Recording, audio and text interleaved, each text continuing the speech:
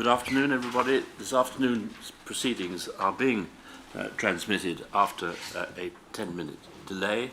Those with electronic devices may use them to report what they've heard in the hearing room, but only after 10 minutes have elapsed since the event that they're reporting. They may not be used for recording or photography. May the witness be sworn, please.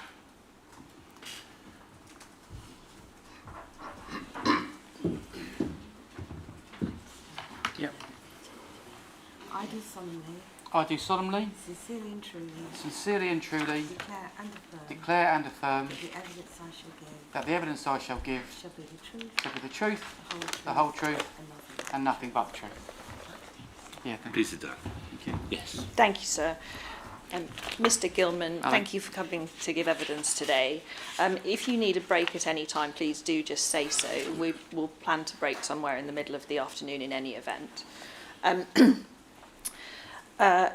You made a witness statement to this inquiry, sir. It's at UCPI 37751 at tab A1 of your bundle.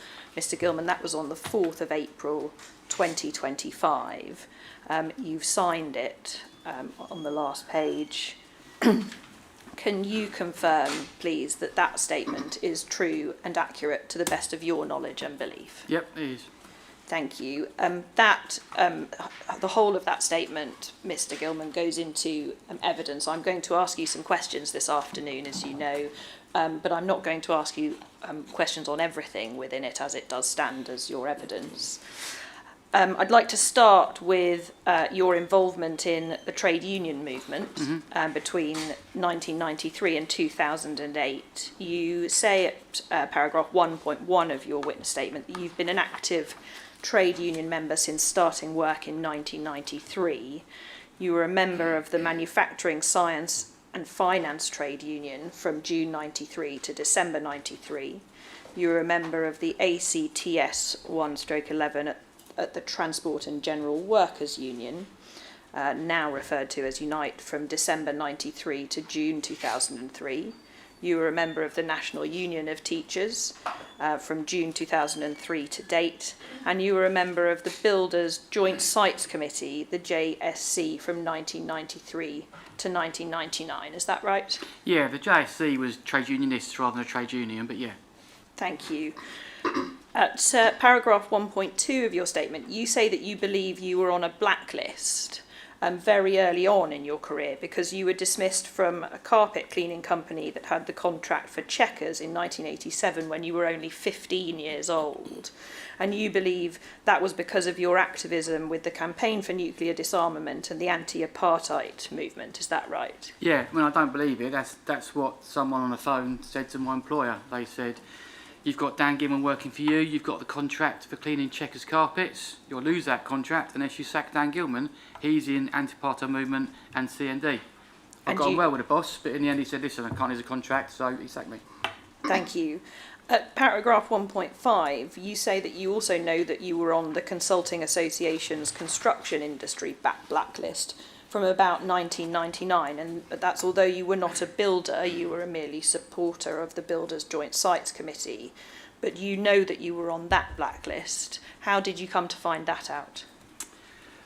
Dave Smith, who should be here instead of me, Dave Smith, I think, found out first about the Builders Blacklist. He is, he is a trade unionist, he's a builder, and he found out about the Builders Blacklist, and the first thing he did was look through the blacklist and spot all his activists and friends that were on the blacklist. And your name was on it? And my name was on it, even though I'm not a builder, yeah. You say in your witness statement that you believe that it was Mark Jenner's reporting that led to you being included on that blacklist. Why do you believe it was his reporting that led to you being on that list? Because the blacklist, I'm sure you've seen, I think my bit is in my appendix here, isn't it? The blacklist is if a builder complains about terms and conditions of health and safety, they get put on the blacklist. But I didn't. I wasn't a builder. My entry on the blacklist is about being on a demonstration, and it's from 1999. So demonstration, there's a special demonstration squad, it's 1999. I put two and two together, someone like Mark Janner. Now, it might not have been Mark Janner, but it's a demonstration that put me on a blacklist. And so someone in the Metropolitan Police, that could be Special Branch, it could be an ordinary copper, it could be Mark Jenner, they put information into this pool of information that then got sold to the private company and put us on a blacklist. Thank you.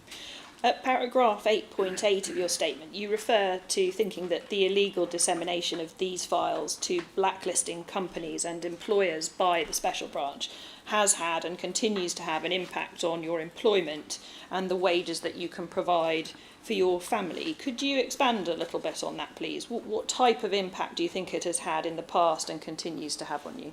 Yeah, it's tricky because when they went into the Consulting Association office, the warrant they had was just for the builders blacklist. So they walked in the office and there was all these filing cabinets for all different industries, and the only one they could go to was the builders blacklist. So the only evidence is the builders one. But it was filing cabinets for everything else. You know, how many cabinets I was in, I just don't know. But I'm a teacher. I'm a good teacher. You know, whenever I have an Ofsted or an inspection from my boss, I'm a good teacher. And yet I could not get and cannot get a job in my local authority. You know, I've applied for job after job after job, and different stories come out and different tales come out about why I've not got the job, couldn't get it. The first time I applied for a job outside of my local authority, I got it, first time. And I've kept it ever since. I see, and you believe that's because you're on a blacklist in relation to that local Yeah, authority? whether it's a formal one like the builder's one that's written down, or whether it's just word of mouth from head teacher to head teacher. But yeah, I can get a job outside my borough, I couldn't in my borough. I put two and two together again. Yes, I see.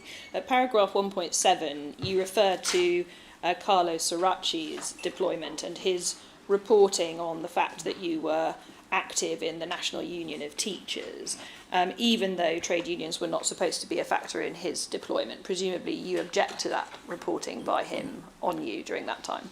Yeah, I mean, I think the whole SDS shouldn't happen full stop. But if you think it's got a remit, which is public order, what has my membership of a trade union got to do with that? And time again, him and Peter and Mark keep referring to our trade union activity, what we did, my details, trade union details are often reported. It's got nothing to do with public order.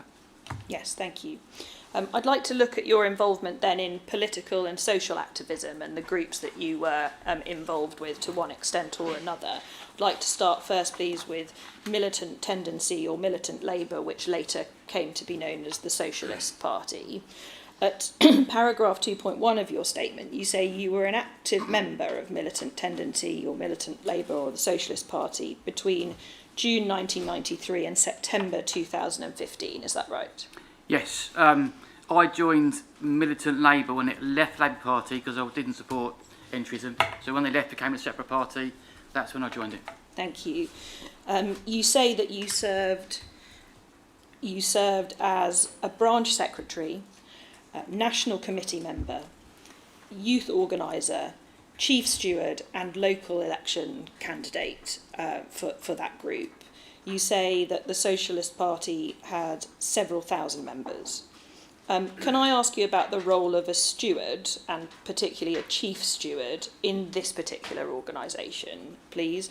What was the purpose of stewards in the Socialist Party or militant Labour? I mean, those that have been here all day have heard all this morning from Lois, but I mean, it's the same point, where if we are encouraging young people, working class people, men and women to come out on demonstrations, we have an obligation for their safeguarding. Same as I'm a teacher, if I'm looking after kids, I need to make sure they're safe.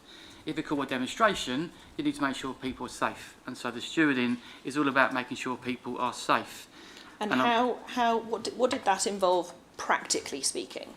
Well, I mean, because of our experience of what can happen on demonstrations, they can be attacked by the far right, by the police. We heard of that this morning from Lois. You needed to have a wall of stewards around the demonstration to protect the demonstration. You need to, if you've got an agreed route for the demonstration, you need to do that agreed route.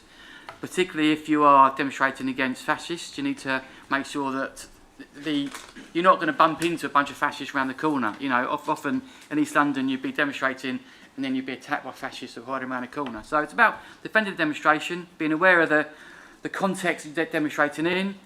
If things do erupt into violence, make sure there's safety, make sure people are looked after, try and get some first aid care. You have legal advisors too to make sure that things legally are following. So it's that bigger picture of safety and making sure that that demonstration can fulfil the purpose you want to fulfil. Thank you. Mr Gilman, I'm just being asked if you could perhaps slow down ever so slightly. I get told that all the time by my kids at school, yeah, You sorry. speak very quickly. I will try. It's not a criticism, it's just the stenographer has to keep up. All right. Thank you, we'd be very grateful. I want to ask you about the Socialist Party away team. We've heard some reference to an away team in YRE this morning from Lois, but I want to specifically ask you about Militant Labour or Socialist Party away team. And I want to look at a document MPS 0004158, and that's at tab B17 of your bundles, sir. In this report, the away team is referred to, and it says that Dan Gilman and Frank Smith, both members of the Socialist Party and founders of the relatively new anti-fascist group No Platform, and I'll come to No Platform in a moment, but took a group of 20 to 30 activists to Berlin for a demonstration against German neo-Nazis in the city. The protest took place over the weekend of the 7th and 8th of October, and the group comprised disaffected members of Anti-Fascist Action, AFA, and the Socialist Party away team. Source comment said Gilman views trips of this nature as good PR, as it reflects that the group is serious and can muster numbers if required. So there's mention there of a Socialist Party away team. Is that a phrase you recognise in relation to Militant Labour or the Socialist Party as opposed to YRE? No. The away team never existed formally as a group, despite that comment this morning about this motion. There was no formal away team. Is the away team simply another way of describing the group of stewards who you referred to a moment ago in relation to Militant Labour and the Socialist Party, who would steward demonstrations? Yeah, so on a demonstration, the chief steward would have a plan for the demonstration, and the chief steward would then get his body of stewards together for the demonstration. And he'd say, okay, well, who is prepared to be at the front, you know, take the risk of being battered by a copper or assaulted by a fascist? Who is in a position to take that risk, and who isn't? If you could take that risk and you're prepared to be at the front and face the obstacles of being at the front, then you would be in the away team as such. If you had responsibilities, obligations, so one demonstration, I was there with 2 blind students and I had to make sure that these blind students got out safely. We didn't, we were attacked by the police still, but nevertheless, you'd be in, you know, the home team as such. So it was an informal way of describing people that were prepared to take risks at the front and those that had to really prioritise being safe themselves. Can I just say, this is completely made up. This event did not happen. Yes, I'll come to the rest of this report in a Right. moment later on, but I just want to stick with the away team, if I may. Another report, I don't think we need it on screen, but the reference is UCPI 34442, and it's at tab 10 of your bundle, sir. Says the following is a list of members of the away team, the Militant Labour Stewarding Group, which can be called upon if trouble is anticipated. All away team members are trusted street activists. Is that an accurate description, even if the away team label you don't agree with? Is that an accurate description of those who could be called upon as that core stewarding group? Well, I'll take out the word street. I think street has got connotations about street violence, but the word about trusted, people that have been stewards week in, week out, know what to do in a difficult situation, prepared to put themselves in the line of risk. That is fairly accurate. It is informal. I don't think the word street's there, but the rest of it, I think, yeah, it was a core body of reliable stewards you could trust upon. So, you know, when Lois was attacked, she would have stewards around her, people she trusted upon. Yeah, that in effect was what it was, yeah. Was the use of violence against extreme right-wing activists as a preemptive or planned offensive tactic any part of that group of stewards' role? Absolutely not. Was it any part of the role of the steward? No, we were always there to protect, to keep safe, to defend the campaign, defend the protest, defend the community. It was always a situation of, you know, if you're committed to social change, it's not easy. You know, you have to take risks. You know, my wife is on her 4th week of strike action. You know, if you want social change, you have to take risks. If you're in a campaign or a protest, you have to take risks to defend that campaign, that protest. It was just about defending communities and protests and each other. It was never about anything. You used the word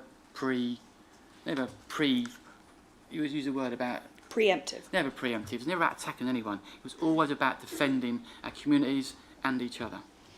And did the membership of that core stewarding group, was that decided, as you've just said, they were trusted people you'd known for some time who could be relied upon to take on those roles regularly? Yeah. If you've been in a demonstration, you know, if you're about to be clobbered by a policeman or assaulted by a fascist, you want people around you who you can trust, who you can rely upon, people who aren't going to respond in a violent manner. You want people that are going to keep you safe. So you want people, you know, week in, week out, who you can rely on. Dave Smith is a prime example of people you can rely on who will keep you safe. Can we look at MPS 0071194, and it's at tab B143 of the bundle, sir. It's page 1, and it's the penultimate paragraph.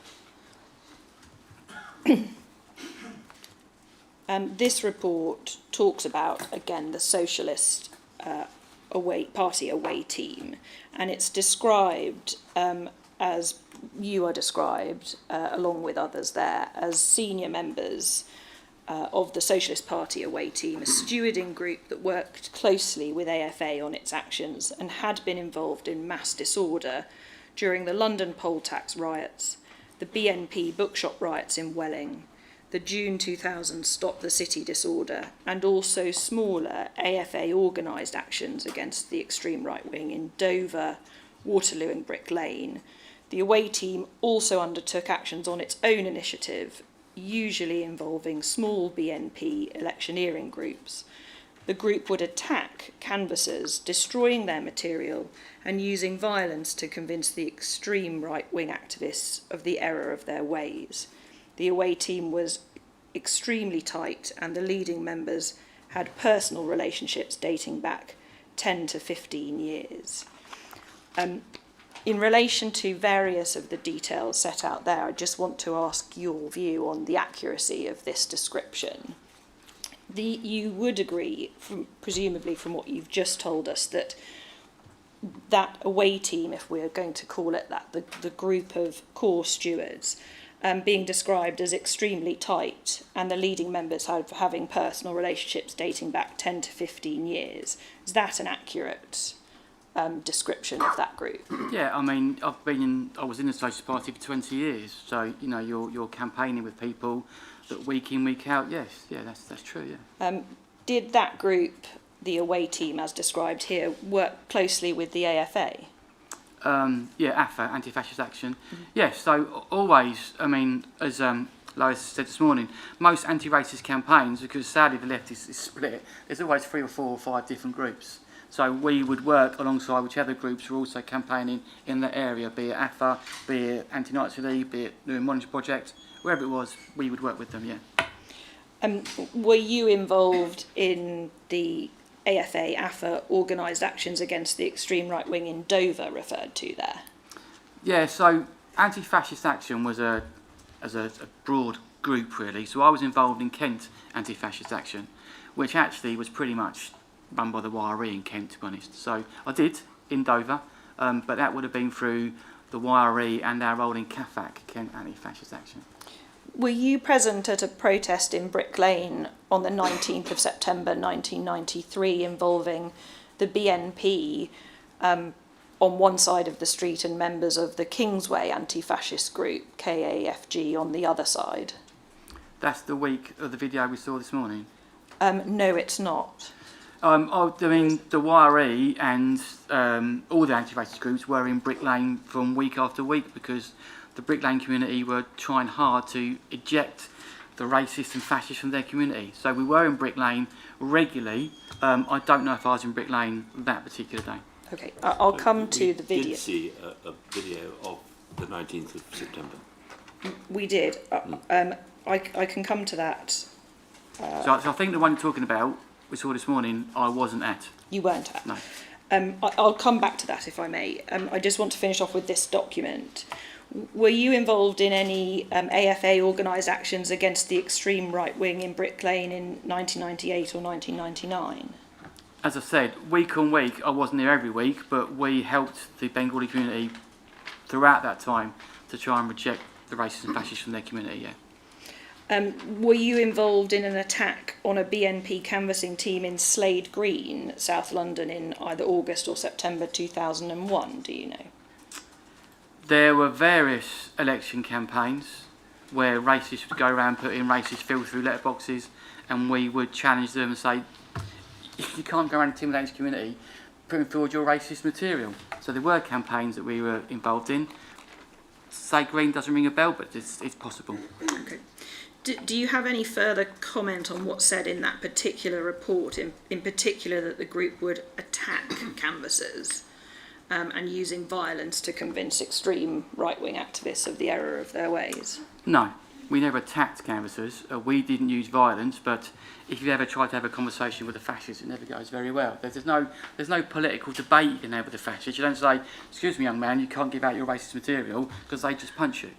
So we would, if we're in community campaigns, defending communities from fascists spewing their racist filth through their letterboxes, you would approach them and say, you need to not do that down the street, mate, you're not welcome, racists aren't welcome here, you need to move on.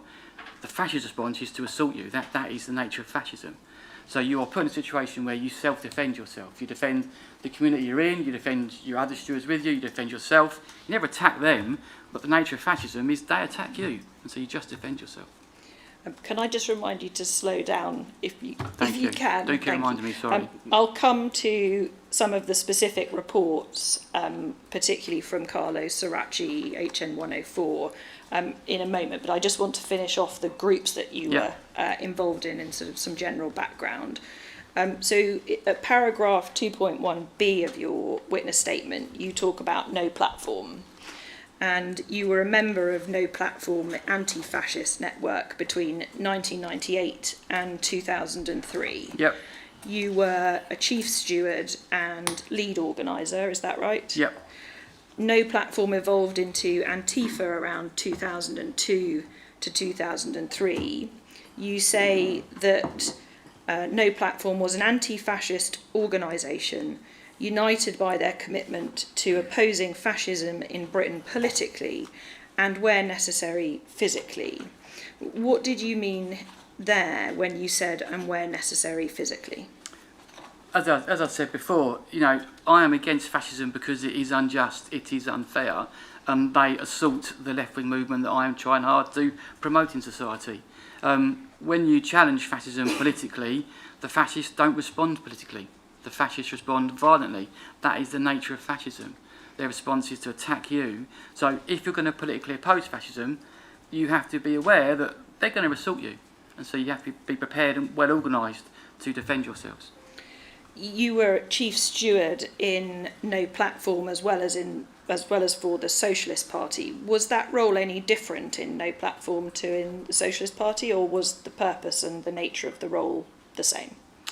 The role of being chief steward is the same. The organisations were different organisations, but the role of chief steward was the same, as in if you are encouraging people to go out and campaign and be active and to challenge fascism, you need to make sure that they are safe. I am pleased to say that the entire time that I was chief steward for No Platform, every single person left safe and uninjured. That's the main aim of chief steward. I just want to look briefly at one report now. MPS 0006407, tab B50 of the bundles. This report says No Platform NP is supplying stewarding for the hunger strikers demonstration in central London over the weekend of 22nd to 23rd of September 2001. And the source comment reads, Dan Gilman anticipates that the right wing will be attempting to attack this event, and he is therefore eager to supply stewards as the chances of confrontation are high. Is that report accurate? Were you keen to supply stewards to this demonstration? No. There were two demonstrations that we were initially involved in with the Bloody Sunday March. I don't know which one this is referring to. Both demonstrations, because some of the anti-fascists were anarchists and involved in the Irish Republican movement, were in the stewarding team for the demonstration, sort of months before the demonstration. And the steward said, we need some stewards. Can you bring along some of your anti-fascist stewards? And so we would go along at the request of the chief steward for the demonstration. That was the first year we did that, and it was attacked by fascists. The second year, and I'm not sure which one this is referring to, the second time we were asked to go along, the steward said, actually, do you know what? We've learnt the lessons from last year. We've got a more secure stewarding team. You don't need to come. So we didn't go along. Yes, there is another report about that. I'll take you to right. that. So this is the first one, is it? This is the first Yeah, so the first one, we were asked by the Bloody Sunday March to go and help defend their march from the fascists. We didn't know, of course, it was a bunch of paratroopers that were attacking the demonstration, but it turns out it was. But we were asked to go and help steward, and we did go and help steward, and the march, thankfully, got past that fascist attack. Thank you. Kent Anti-Fascist Action Committee. You were a member of that group, which comprised, you say, about 50 local activists through Kent, led by Militant or the Socialist Party and loosely affiliated with Anti-Fascist Action. You say, paragraph 2.1d of your statement, you were an active supporter of KAFAC. You were never associated with AFA. AFA's objective was to confront fascists, and AFA ceased to be active in 1998. When you say AFA's objective was to confront fascists, do you mean physically? I never joined AFA because it was more militant than I was prepared to be. You should invite AFA to come here and talk about their approach to anti-fascism. I'm sure they were spied upon 100 times more than I was. So I didn't join AFA precisely because they had a different approach to their militant anti-fascism. And what was different about it? I think they were more prepared to take risks. I've never, I'm looking for David for advice, I've never seen AFA attack anyone. But what I have seen AFA is put themselves in a bigger level of risk to defend people than I was prepared to do. Was part of their philosophy in terms of confronting fascists directly and by any means necessary, did part of that include physical force or violence? Well, it goes back to the point where if you are going to challenge fascism, sadly you can't do it politically over a pint. If you challenge fascism, they attack you. So by your nature you have to go prepared to be assaulted.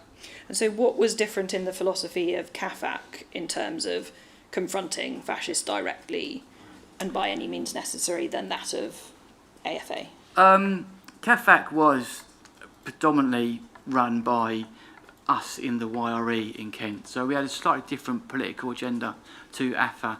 AFA saw anti-fascism as just really anti-fascism.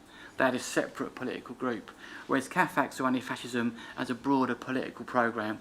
You know, the jobs and homes, not racism, would be a good example. So we had a broader political strategy than just AFA did, but AFA welcomed us, and we were always welcome as part of AFA. They were tolerant of us and helped us, but slightly different political agenda. I see. I just want to look at one report in relation to AFA, MPS 0005305. It's at tab B24 of the bundles. This is a report dated the 9th of February 2001, and it refers to you being a leading light within No Platform, being approached by representatives from Irish Anti-Fascist Action to provide security for a benefit that they were holding on the Saturday, the 10th of February 2001, at the Button Factory off Cold Harbour Lane in Brixton. And it says that you had agreed to provide security for the event as he is keen to develop closer links with AFA. Did you provide security for this event in February 2001? That's just not true. We ran it. It was our event. We got all the proceeds. AFA would have made sure they'd have kept him if they'd have run it. No, it was our event. We ran it. We stewarded it. We booked the bands. It was nothing to do with AFA. Okay. Is the report accurate when it says that you were keen to develop closer links with AFA or not? No, what year is this? What year was that? It's 2001. 2001. No, I think by February. 2001, AFA seemed to be a main contributor to anti-fascism in London at the time. So, no, I mean, that's just not true. Youth Against Racism in Europe, then. You deal with this group at paragraph 2.1f of your statement. You say you were a member of Youth Against Racism in Europe from 1993 to 1998. It was run by the Socialist Party, although was separate in principle, is that right? Yeah. You say you were a leading activist, steward, and sometimes a chief steward. And you say that the YRE was politically active against fascists' ideas and organisations. Its aim was to oppose the rise of the far right. The YRE was prepared to support its political activism against the fascists by defending its own meetings and or events and actively defending ourselves and our local communities, standing up to fascist and racist violence and intimidation. When you say actively defending ourselves, what do you mean by that in practice? Well, I think again, Lois made the point well this morning. The beauty is with things run by the Socialist Party, formerly militant, you are surrounded by some fantastic trade union activists who've been on picket lines, who've been stewarding for years. And they've got a very committed, clear picture of what you need to do to run protests properly and efficiently and not get assaulted by the police and by fascists. So it's about being very proactive in your defence. That means you have your stewards at your meeting, and then stewards also watching just down the road to make sure your meeting is going to be safe. So it's a really good professional approach to stewarding that other groups didn't have. That's what attracted me towards the YRE. Would that have included physically defending yourselves from violence by others against you? Absolutely. I mean, if anyone is assaulted by a fascist, you are going to defend yourself. Yeah. With physical force? Well, you might put your arm up and you might duck and you might run away given half a chance. But if a fascist pinning you to a corner, you have no response apart from to defend yourself. Was that use of physical force only ever in self-defence? Absolutely. I mean, the point about being a socialist is you believe in social justice and in fairness above all else. Assaulting someone is not fair. That is why we are socialists, because we are against unfairness and using violence. So you wouldn't be a socialist if you were out there to cause violence. The two are diametrically opposed to each other. Was there ever any use or contemplation of the tactic of using preemptive force? Never preemptive. Always in awareness that you might get attacked. Never preemptive. At paragraphs 3.1 and 3.2 of your statement, you say that fascists are only interested in winning power through violence.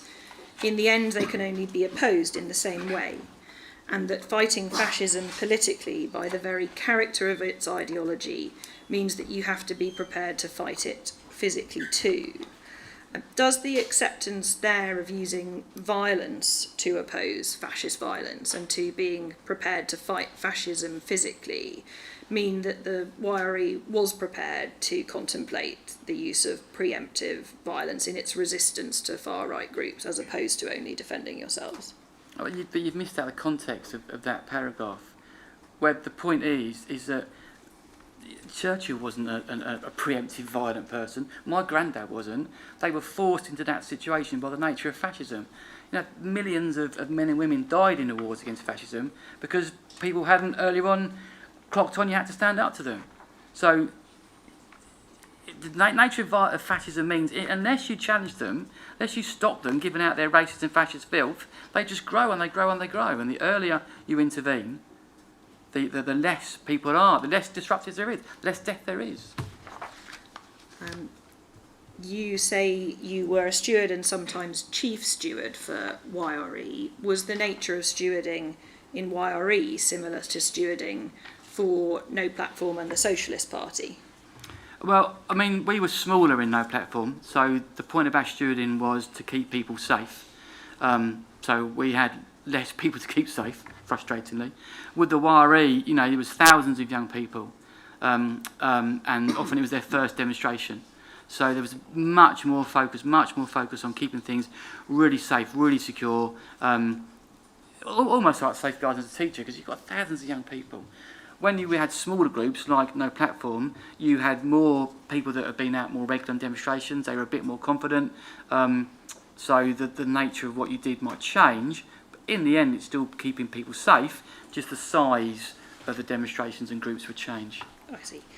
We've heard quite a lot of evidence this morning from Lois Austin about YRE, but I just want to ask you some questions specifically about the YRE away team. Was it commonly known and referred to as that, in that way at the time, as the away team? No, it's become a bit of a legend since, hasn't it? But no, at the time it was literally the chief steward say, right, it used that term home and away because it's from football, isn't it? So it was an easy way of designating to what level of risk, where are you going to be on that demonstration. So you'd use it in conversations and help plan a demonstration, but no, it was never a time. It was never an official label at the time. It was a shorthand.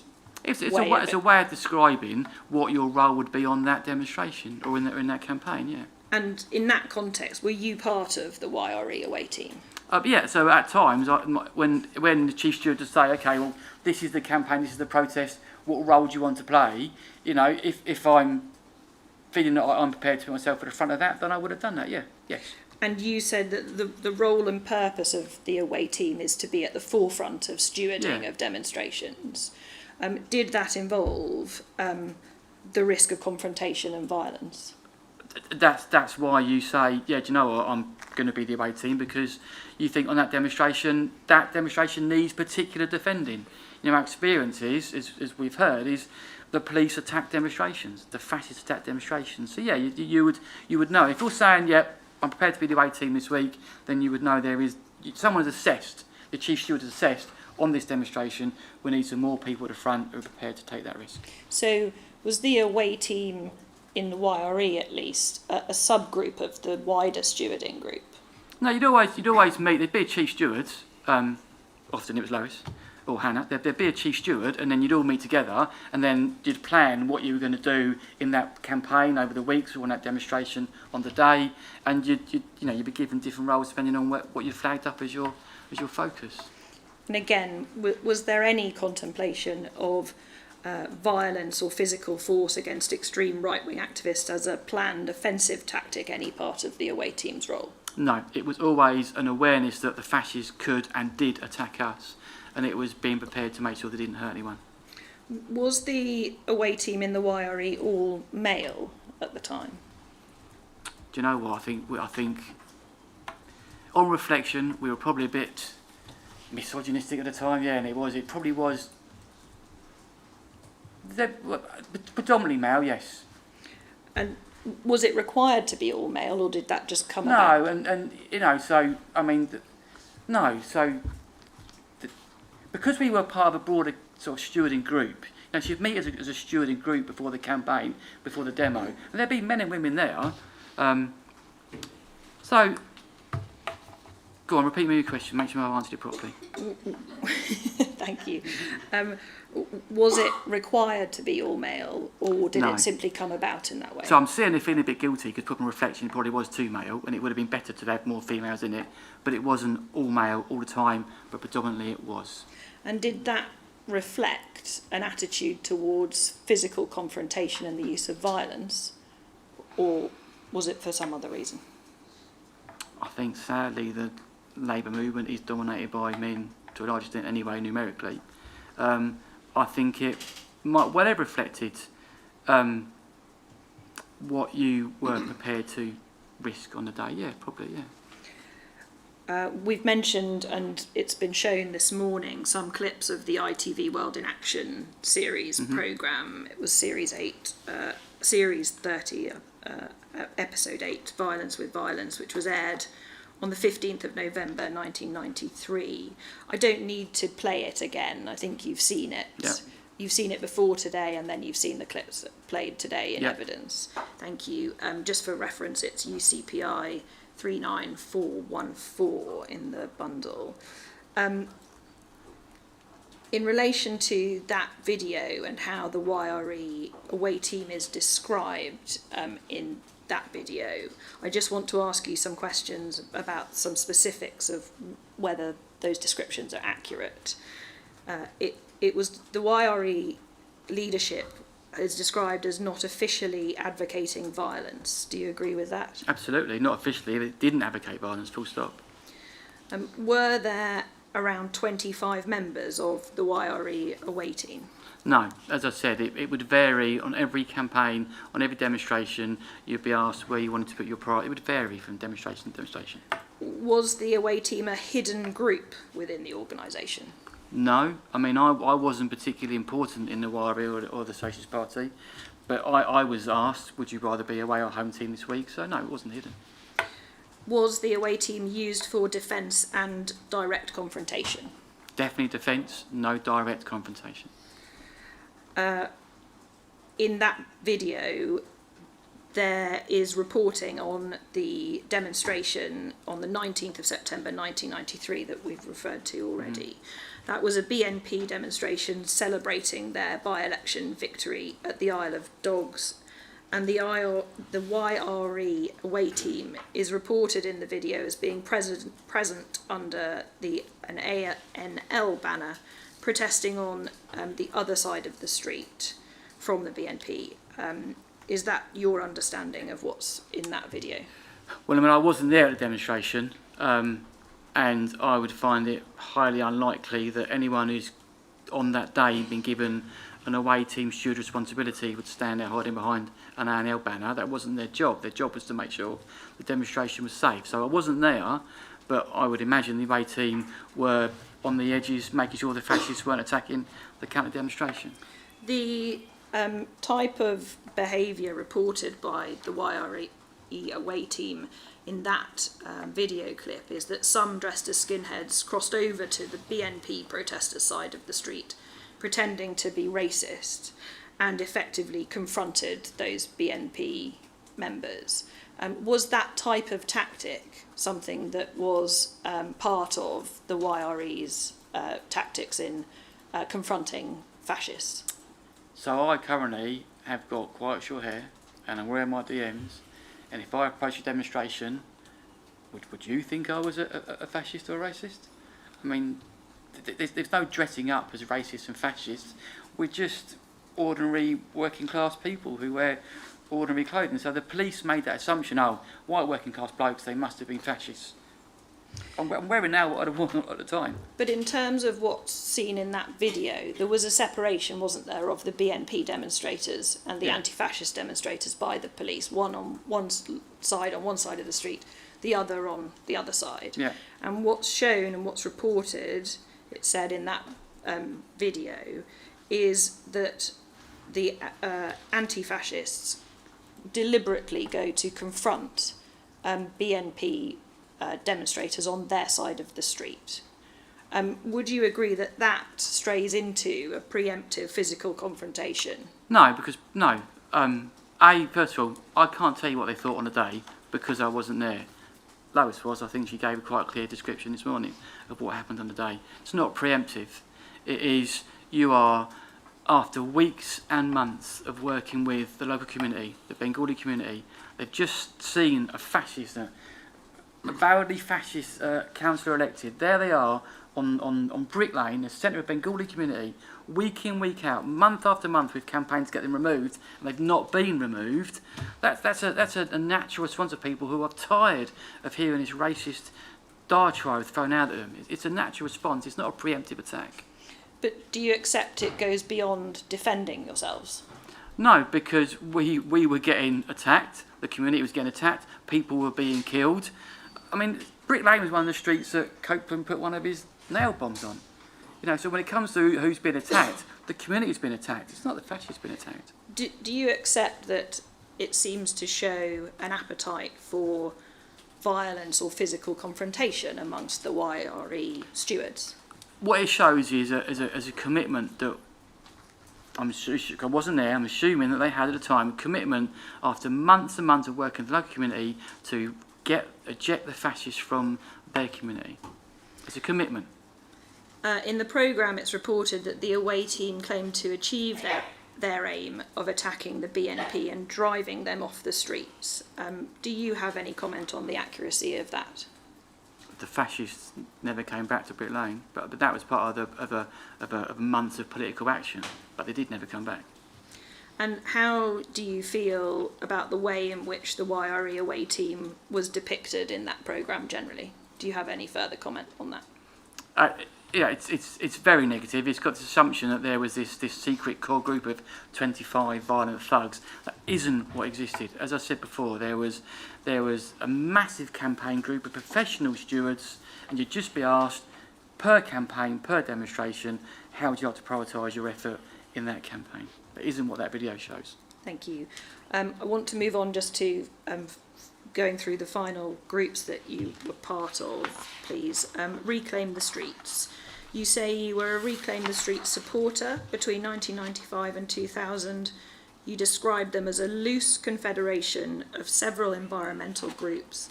There was no formal structure or membership, and it later evolved into Extinction Rebellion. Is that right? Yeah. You say that you were arrested on the 30th of November 1999 on suspicion of being an organiser of the 18th of June 1999 Carnival Against Capitalism, charges that were later dropped, and you say you were falsely accused and you were never more than an active and keen supporter of Reclaim the Streets. Is that right? Yeah, it makes me laugh at how ridiculous it was to arrest me for using scuba diving signals. It's just ridiculous. You say you've also been a supporter of Unite Against Fascism since 2003, and you've also stewarded for Searchlight and Hope Not Hate. Is that right? Yeah, so I continue to work with my community to reject racism and fascism, which means that from time to time I go out and help steward whichever organisation is organising that demonstration. Were you at one point the chief steward for Searchlight? I don't really think so. I mean, we work closely with Searchlight, which we got a lot of abuse for from other people. No, we would work closely with them. They didn't really have a stewarding team. We worked with them. A report on dated 24th of May 2004, it's MPS 0712798, it's at tab D6 of your bundle, sir. I don't think there's any need to bring it up on screen, but it says that you are in regular contact with Searchlight, which has once again started feeding information to him. He now describes himself as the Searchlight chief steward. Do you say that's... It's just made up. It's just nonsense. They didn't have a stewarding team. I wasn't their chief steward. I worked closely with them. No, that's just made up. Was stewarding for Searchlight similar to the other groups you were stewarding for, or were there any differences? Yeah, they didn't have a stewarding team. They're an educational charity that gather information about the far right. They haven't got a stewarding team, so no, I wasn't the chief steward for them. More recently, you say you've been involved in Black Lives Matter in 2020, and you were chief steward for marches both in 2020 and protests in 2024. Is that right? Yeah, so the EDL have 3 times tried to march through my community, and 3 times my community have said no. At paragraph 3.3 of your statement, you say that Carlos Arachi accurately reports that no platform never had a squadist approach. That phrase, squadist approach, also appears in a report at MPS 0006628. It's at tab B57 of your bundle, sir. It says, members of No Platform recently held a meeting in order to discuss concerns expressed by the Socialist Party that NP is squadist in both outlook and method of operation. In addition, it was taking activists away from their primary role within the SP. What do you mean by the term squadist? Yeah, it's a good question, because I was having a row with Dave about this recently. So I think squadist is where you seek to replace the class struggle with a small group of freedom fighters, terrorists, activists who try and carry out things themselves instead of the wider movement, which we never did. And is that, what did you understand Carlos Arachi to mean by not having a squadist approach? Would he have had the same understanding that You do. Yeah, hopefully. I mean, for all these 1,000,001 faults, I think he got it right there. We weren't squaddish. We didn't try to replace a broader political programme. We were part of a broader political programme. I'm sure if I'm wrong, someone will tell me afterwards. And would you say this report is accurate, that there had been some concerns expressed by the Socialist Party about no platform being squaddist, and you would say they were simply inaccurate about that? I don't. The reason that I'm not as clear about what squaddism means as perhaps I should be is that I just don't recollect it ever being an accusation that was thrown at us. That's why I've had to recently think about what does this term mean. I see. In terms of the impact that no platform had in relation to its activism, at paragraph 3.6 of your statement, you say that the SDS themselves admit that no platform had a big impact on the absence of Nazi music gigs in London during its time.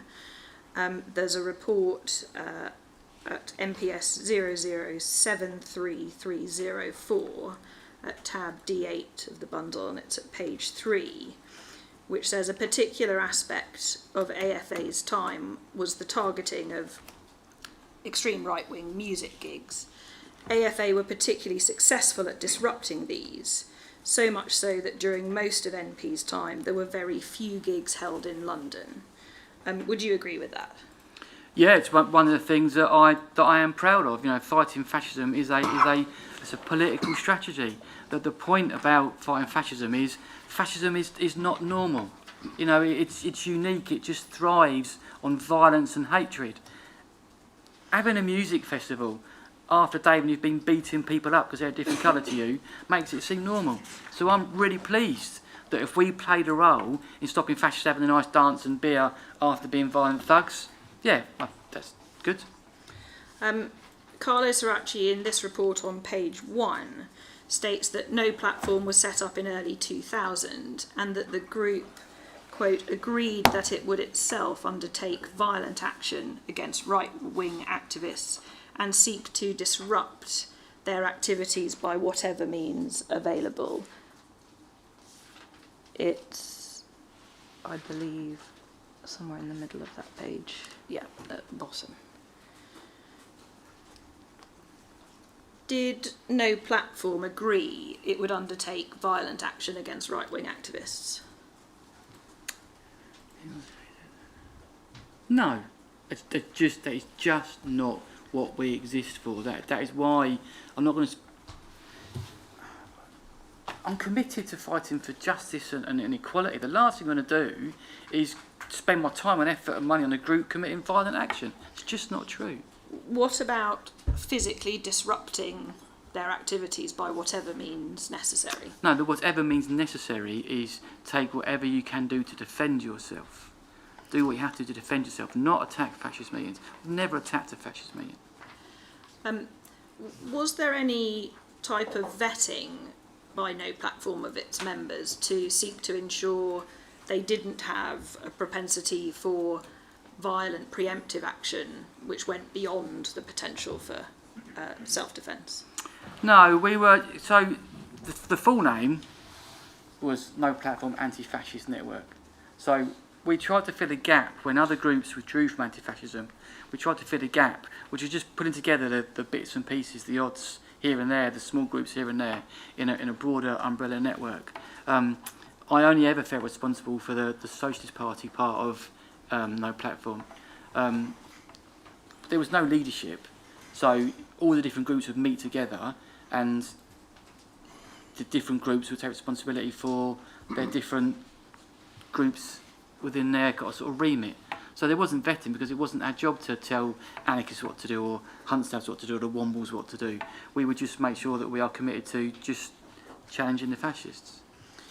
I'd like to look at a report MPS 004904, please. It's at tab B20 of the bundles. It's a report dated the 19th of December 2000. Mr. Gilman, you deal with this at paragraph 3.7 of your witness statement, where you say that no platform successfully defended a pub which was a regular meeting point for left-wing and Irish groups in Somers Town near Camden, from extreme right-wing intimidation by the National Front. This report, which names you and Joe, surname unknown, lead members of the anti-fascist group No Platform, have expressed satisfaction at the recent attack by their group on the right-wing demonstration outside the Cock Public House in Euston.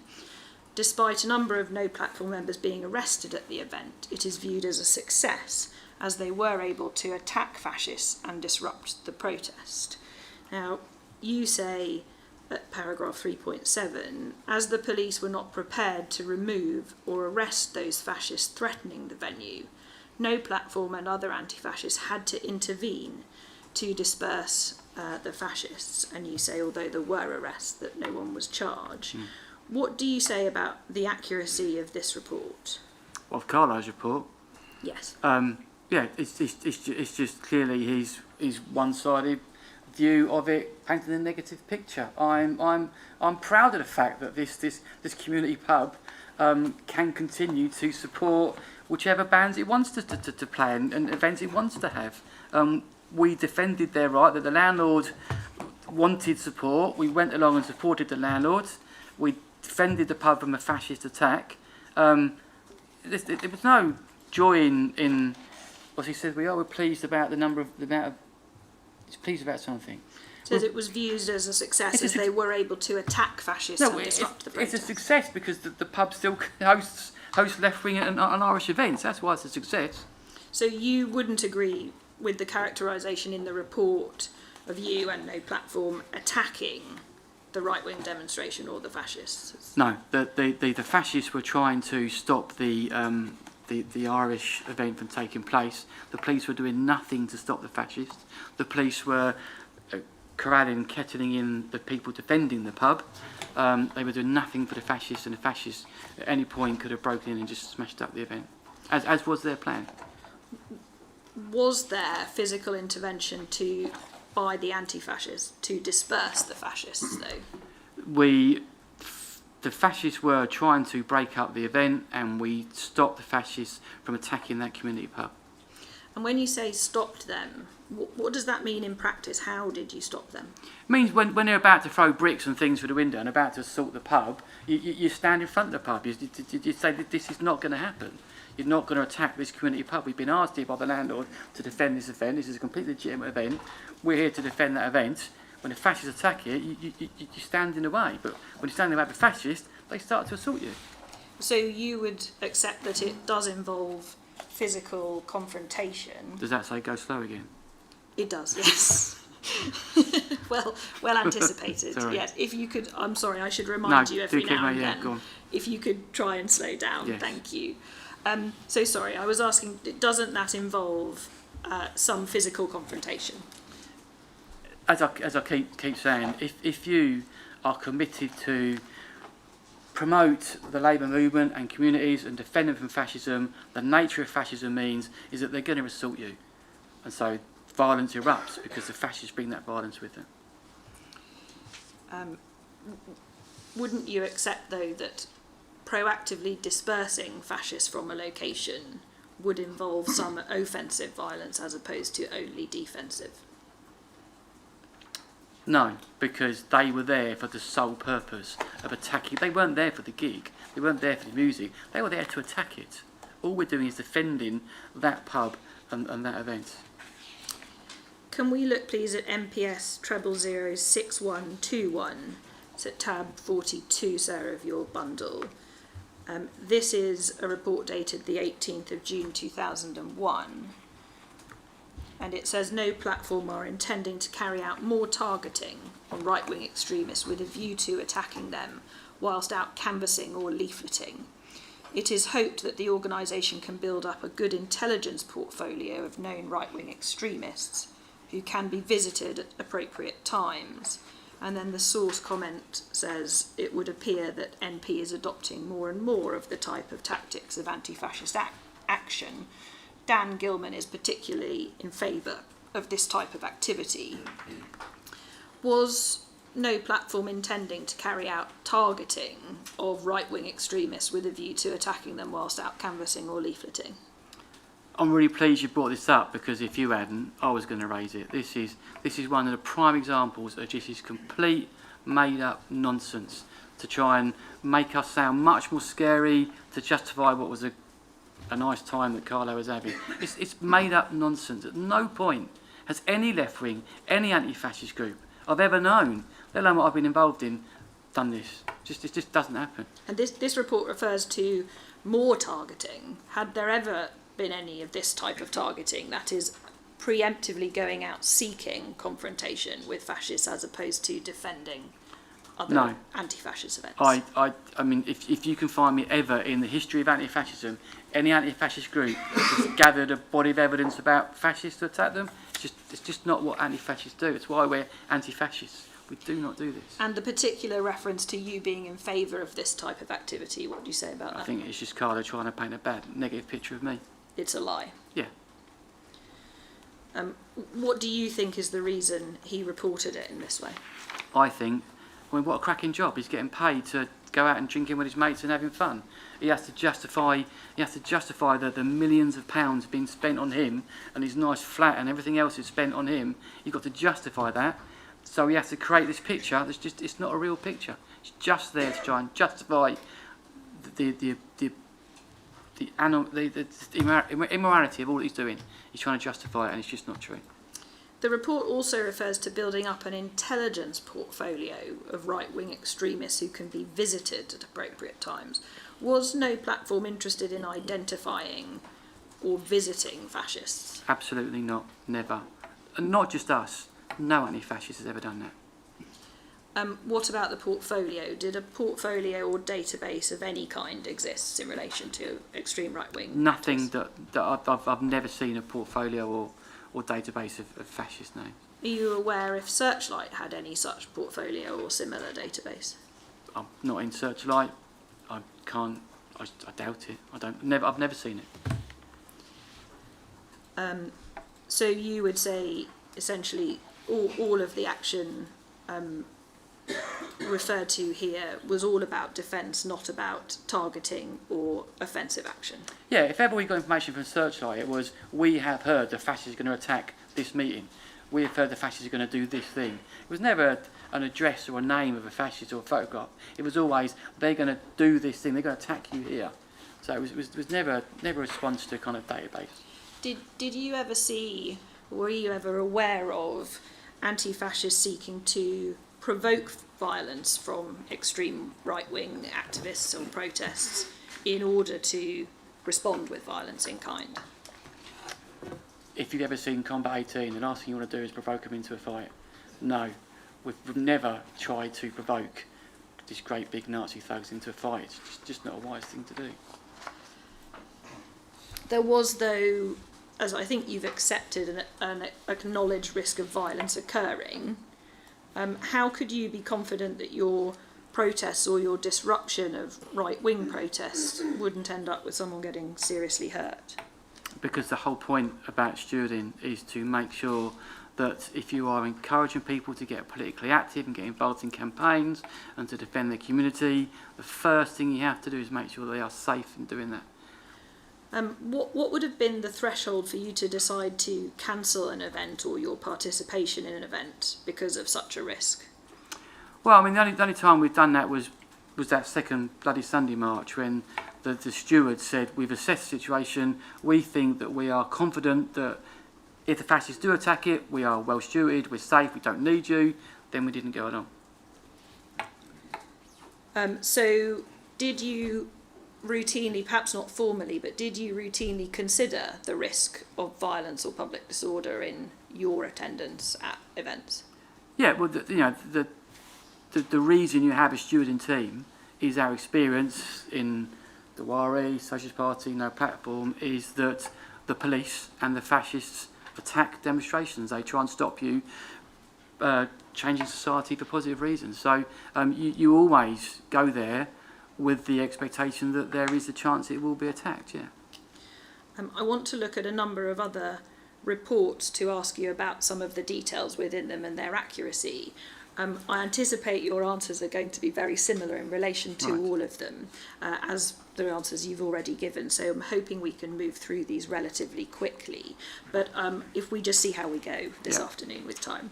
Can we look at, please, MPS 005831 at tab B37? This is a report dated the 4th of May 2001. And it refers to recent anti-fascist activity in Leicester on that date, and the view that it had been an overwhelming success. It says Dan Gilman was particularly pleased with the day as the National Front were unable to march in the town centre and were restricted to holding the march in a car park on the outskirts of the city in an industrial estate. He was also pleased with the attack on a car carrying NF, National Front, supporters outside Hinckley BR station. The attack was the result of educated guesswork by NP and was carried out by members of London NP and Nottingham, formerly AFA. So this report refers to disruption of a National Front march in Leicester and you being pleased with the success of that anti-fascist activity. In that regard, is that aspect of the report accurate? No. So, to the best of my knowledge, he has made up this National Front march. As far as I'm aware, there was no National Front march. What there was the first ever gay pride in Leicester. I see. The fascists, let me explain it. The fascists had told someone in the media they were going to attack the march, and so the police banned the march. Didn't ban the fascists, they banned the march. So the gay pride stewards contacted us, and they said, "We're going to go anyway. Can you come and help us out?" So we went along to help the first ever Leicester Gay Pride March take place and stop the fascists attacking it. And you think that Gay Pride March was on this date, the 4th of May 2001, and that was what happened that day, not what's in this Absolutely. What he's tried to do is trying to create a completely false picture. There was no National Front March. They were gathering to attack Gay Pride March. That's what fascists do. And so the reference to an attack on a car containing National Front supporters, is that aspect of the report accurate? We didn't attack a car. The National Front were getting their hit squad ready to attack the Gay Pride March. Thank you. The police were stood by. The police were doing nothing apart from banning the Gay Pride March. Thank you. Can we look at MPS 006937? It's at tab B63 of your bundle, sir. That's a report dated the 8th of October 2001, and I just want to look at certain aspects of this report and again get your comment on how accurate it is. This is a report about no platform activist planning for the right-wing activity around Remembrance Sunday in central London in 2001. And it says the main aim will be to disrupt the right-wing wreath-laying ceremony or to physically confront the right wing. It then goes on a little further down.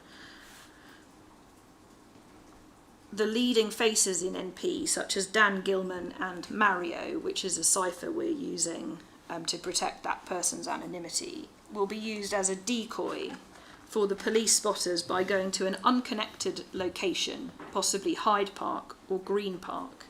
Dan Gilman will use his phone, which he believes to be monitored, to suggest that the NP meeting point will be at this unconnected location.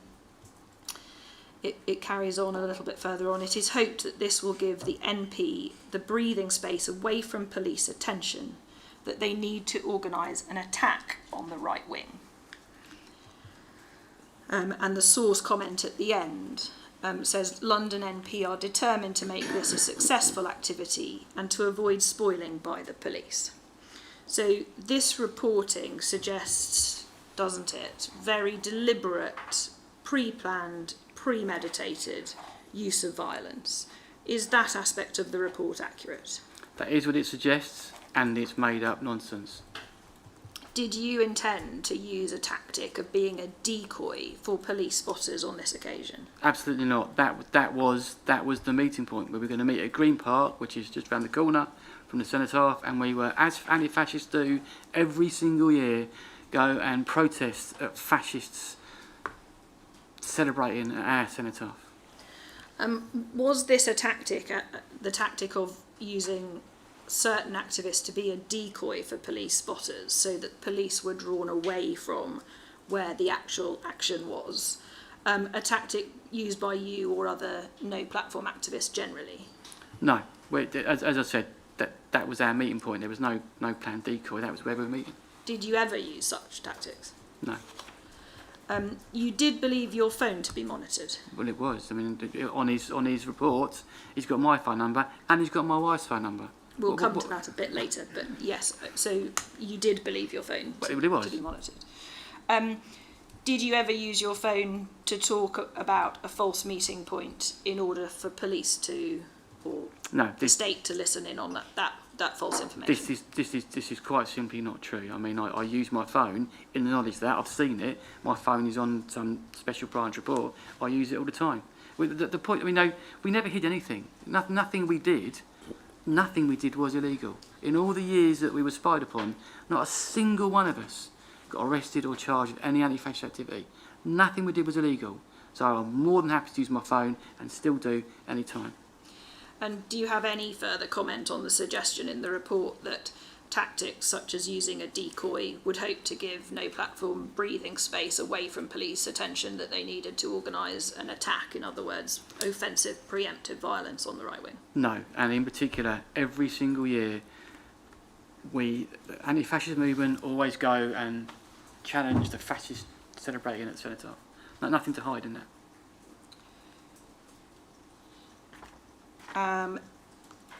Can we look, please, at MPS 0011626, which is a report at tab B102 of your bundle, sir? You deal with this report, Mr. Gilman, at paragraph 3.10 of your statement. The report is dated the 31st of March 2003. And you say, Carlo suggests that I was involved in organising an attack on a BNP meeting. This is just not true. No platform never attacked the BNP meetings, and more importantly, there is no evidence of this ever occurring. What we did do was to prevent the BNP from attacking other people's meetings. This report referred to a meeting that is planned for Crouch End on the evening of Tuesday, the 4th of February 2003, and it was said in the report that the group intended to hire a van and place between 8 and 10 activists inside. Spotters who will be covering the area around the town hall and surrounding tube and rail stations will then direct the van to the BNP meeting or onto any BNP activists in the area. The NP activists will then attempt to attack the activists or disrupt the meeting. And what it says about you is that those NP activists most known to the police, Dan Gilman, Mario and Frank Smith, will go to the main demonstration outside the town hall in order to divert attention away from the main team. Do you recall this particular BNP meeting on the 4th of February 2003 in Crouch End? There was no BNP meeting in Crouch End on that day. So you didn't attend a demonstration outside the town hall on that occasion? I absolutely did go to Crouch End on that day, and we did stand outside the town hall because there was a meeting in the town hall of which I've forgotten that we were there to help defend. The fascists didn't turn up. Job done. So again, the language used in this report, particularly the use of the word attack, seems again to suggest deliberate and pre-planned violence. What do you have to say about that? It does suggest it. Again, he's trying to justify a nice smooth job that he had. It's made up nonsense. There was no BNP meeting. We weren't going to attack it. We didn't get a van. There were no spotters. We were in Crouch End to defend a meeting that, if I remember rightly, the fascists had threatened to attack. They didn't attack it. So it's all just made up to create a scenario that's just not real. So deliberately untrue reporting by him, you would say? Absolutely. Was this type of strategy or tactic described in this report used more generally or on other occasions by no platform? The strategy of attacking BNP meetings? Attacking BNP meetings and diversion of police with other actors? Absolutely not. I have never attacked a BNP meeting, and I've never tried to divert the police away from what we're doing. I've never been ashamed of what we've done. You say that what you did do was to prevent the BNP attacking other people's meetings. What type of meetings are you referring to there? Well, the BNP would attack any meeting against the BNP. I mean, only this month there was an NEU meeting in Tower Hamlets attacked by fascists. They attack any meeting that they see as a threat to their domination of the community and as a threat to them. They attack them. So trade union meetings, socialist meetings, community meetings, any anti-racist meeting, gay pride marches, these are all the things the fascists attack, and these are all the things that, because I believe in helping people and in social cohesion, they're things that me and others will go along and defend. There would have been an accepted risk of violence even in carrying out that role, even of defence, though, wouldn't there? As I said, if you're taking on the state, whatever you do, whether it's an economic damage of strike action or whether it's just standing in front of a demonstration, there is a risk. Sadly, that is, come to being a socialist, there is a risk involved. And of public disorder? I've rarely been in a demonstration where the police or fascists haven't tried to cause public disorder. Yeah, I've never been in one where we've set out to cause it ourselves. A report at MPS 00049993, please, at tab B22 of the bundle. I think this is the report that you were referring to about the Bloody Sunday demonstration. It's dated the 17th of January 2001. The report says that you had indicated that the group will not be attending the Bloody Sunday commemoration on the 21st of January 2001, as there is likely to be an unusually strong police presence which would inhibit any activity the group would normally be involved in. However, if the organisers of Bloody Sunday request assistance in stewarding their rally, then no platform would be happy to help out. Did you give such an indication that you would be willing to steward the rally if they asked for assistance? I think Mario was part of the stewarding group for the march anyway, separate from the anti-fascist group. So he would just communicate with us, and they said didn't need us, so he didn't go. This report implies that no platform, and you particularly, would have been seeking to act in a way which would attract police attention, presumably arrest. Activity such as violence or public disorder. Do you agree with that? No, so we only ever defend demonstrations and protests. We don't go there to attract public disorder. So this is a good example of where we don't need to defend something. We don't go. That's why we don't go, because we don't need to defend it. Would an unusually strong police presence, as is reported in this report, have ever put you or no platform off from attending a demonstration? No, because you don't never set out to pick a fight with the police. You set out to defend a demonstration, and the police generally do police demonstrations. So, no, we'd never not go because there were going to be police there. And there's some suggestion in some of Carlo Siracci's reports that a strong police presence would preclude you and other no-platform activists fulfilling your objectives of offensive, preemptive, violent confrontation. If that suggestion is maintained, what would be your response? That is a fundamental misrepresentation of what our whole purpose was in being at events. The seeking out of fascists or members of the extreme right wing with the deliberate aim or purpose of violent confrontation or attack or ambush is a theme that runs through much of Carlo Siracci's intelligence reports concerning no platform and you personally. What comment do you have on that general theme throughout his reporting? It turns out I had stood next to me at nearly every demonstration I was at a policeman, Carlo. Never at any single point did I ever do anything of any violent nature that would meant that he could get me arrested. I mean, so the evidence of Carlo himself, his presence himself proves never had any interest in this kind of violent preemptive action.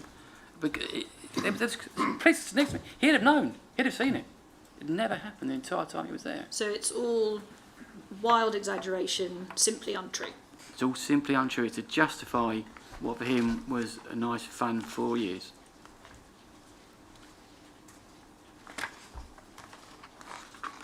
So I'm conscious of the time. We did start a little late. I can carry on if everyone else. I have been trying to be fast, so I'm trying to do my bit.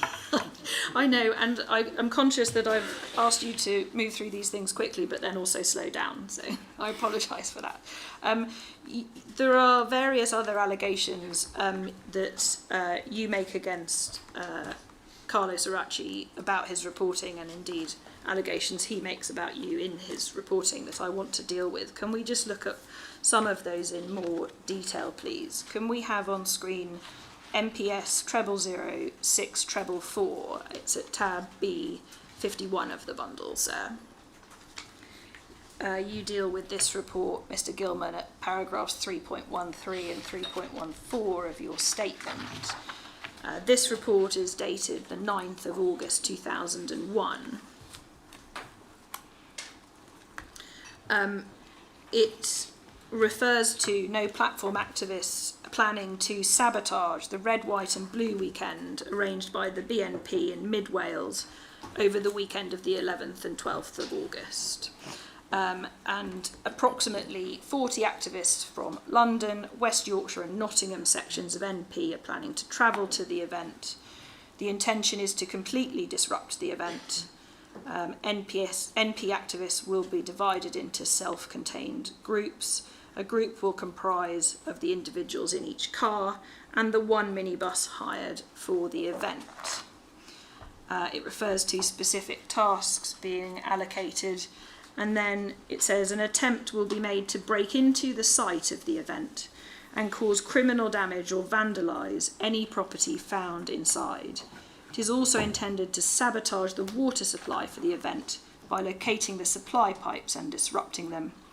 In addition to the above, there will be roaming patrols around the area on Friday evening and Saturday looking for right-wing activists travelling to the event. The intention is to ambush and physically confront any likely-looking individuals.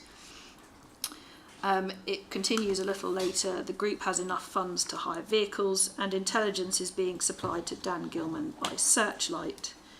And it then says that NP activists are actively seeking to establish the location of the home of Nick Griffin, and NP is confident that their sources will find this information, and if successful, an attack on Griffin's home whilst he is at the BNP event will take place. The exact location is well known to Dan Gilman, and then later on, source comment, there is great potential for serious disorder. So I want to get your comments on this. You say in your statement, no platform indeed did decide to disrupt the festival. Yeah. Is that right? And that was an important part of highlighting the nature of fascism and preventing fascists from spreading the kind of racist, intolerant and anti-democratic ideas which the agencies of the state should be but weren't tackling. And you also say at 3.14 that, as Carlos Aracci points out in his report, you were planning to sabotage the site, but it is clear from the report there was no violence or attack on the festival planned. So I just want to look at some specific aspects of the report and ask you if they're accurate. Was intelligence supplied to you by Searchlight in relation to this event? No. Are the numbers of activists involved in this event accurate, around 40? Absolutely not. I think we had a minibus full. So a dozen? Yeah. Or so? You say a minibus was hired for the occasion, so that's accurate. It was Wales, it's a long way away, so we spent the money on a minibus, yeah. Yeah, fair enough. Was there a plan to attempt to break into the site? You've accepted, I think, in your witness statement there was. It was a sabotage to make it difficult to happen, yeah. You accept there was a plan to disrupt the utilities, so is that aspect of the report accurate? I don't think any of us were skilled enough to think about attacking utilities, but it was to disrupt it, to make it not a normal event. Whatever we could do to make it not normal, we'd have attempted, yeah. In your statement, I think you say disrupting the utilities, perhaps having an impact on the sound, lighting, etc. Was that the type of disruption? Yeah, it's to come across that this is not a normal thing.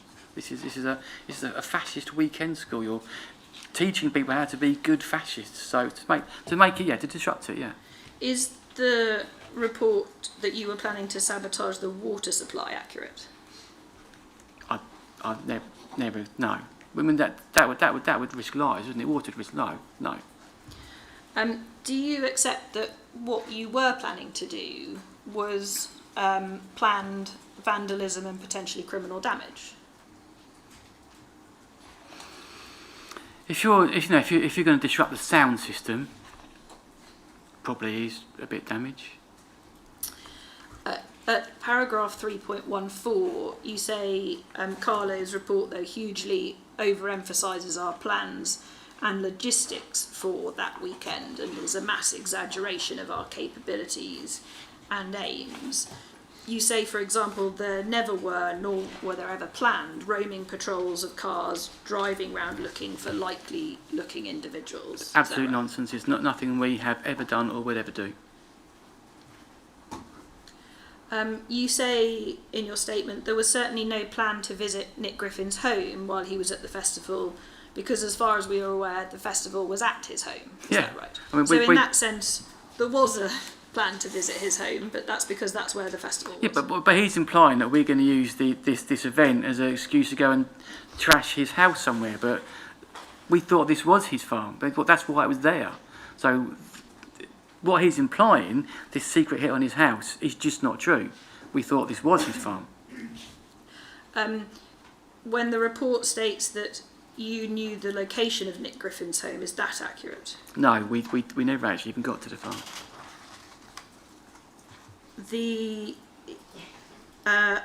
So I'm a minute or two away from breaking, just to reassure everyone.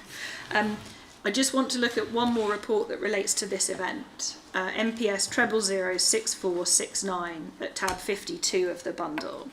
And it states that the heavy police presence over the weekend totally frustrated the NP plans and has caused leading lights within the organisation to once again discuss tactics for future events. Is that report accurate in that respect? No, we didn't plan future events because thankfully there hasn't been a festival after this. We don't need to bring it up, but the report at MPS 006470 at tab 53 of the bundle refers to a Section 14 Public Order Act notice served on you, which empowered police officers to impose conditions on public assemblies to prevent serious public disorder, damage or disruption. And the report notes that you felt you were being unfairly targeted. Does that remain your view? Absolutely. I mean, so this is a time when pubs were being bombed because they were a gay pub. This is a time when MPs were being stabbed. This is a time when black youths were getting stabbed in South London. And you're wasting time and money to pay 2 coppers from Wales to drive all the way to my house to give me a notice, then drive all the way back. It's a complete waste of resources that should have been spent on the real threats to public disorder, not me. The report at 006470 also contains what might be said to be unprofessional and condescending comment on your partner and the effect of the service at your home of this notice. Do you have any comment on the language in that report? We can look at it if you need to refresh your memory. There are people in this room that have been abused by Carlo 1,000 times worse than me and my family, but I stand by that his abuse of people who were not involved in any way is completely unacceptable. Thank you, sir. Is that a convenient moment for a break? Certainly. We'll break for 10 minutes. Is that long enough? Yes.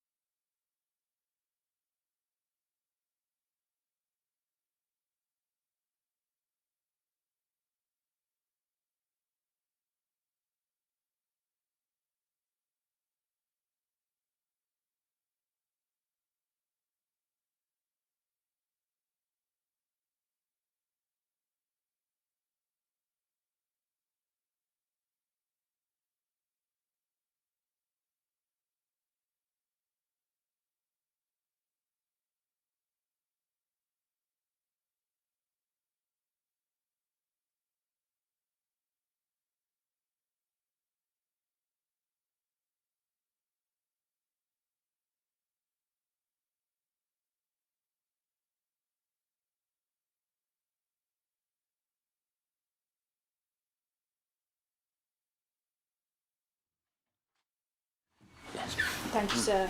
Mr. Gilman, I just have one more question Yeah. in relation to the event we were talking about before the break that I neglected to ask. That's the event in Wales, Yep. the BNP Festival. I think you said when I asked you whether you received your intelligence about that event from Searchlight that you said no. How did you know about that event? I think it must have been publicised. I'm not ruling out Searchlight didn't tell us. They did tell us things in the past, but as far as I remember, it was their big public event, so I think probably it was publicly known. Thank you. Can we move on then? We dealt briefly with a report earlier. I just want to ask you some particular questions about it. It's MPS 0004158, and it's at tab B17 of your bundle, sir. This is in relation to an event on the 7th and 8th of October 2000. And it's a report about you and Frank Smith taking a group of 20 to 30 activists to Berlin for a demonstration against the German neo-Nazis in that city. And I had asked you some questions about the away team reference in there, but you say in your statement that Carlo Saraki grossly exaggerates the number of no-platform supporters who travelled to Berlin, and it was 3 Socialist Party members, not 20 to 30. Is that right? Yes. You accept, though, that it's accurate in the sense that you and Frank Smith travelled to Berlin. Is that Yes. right? Yep.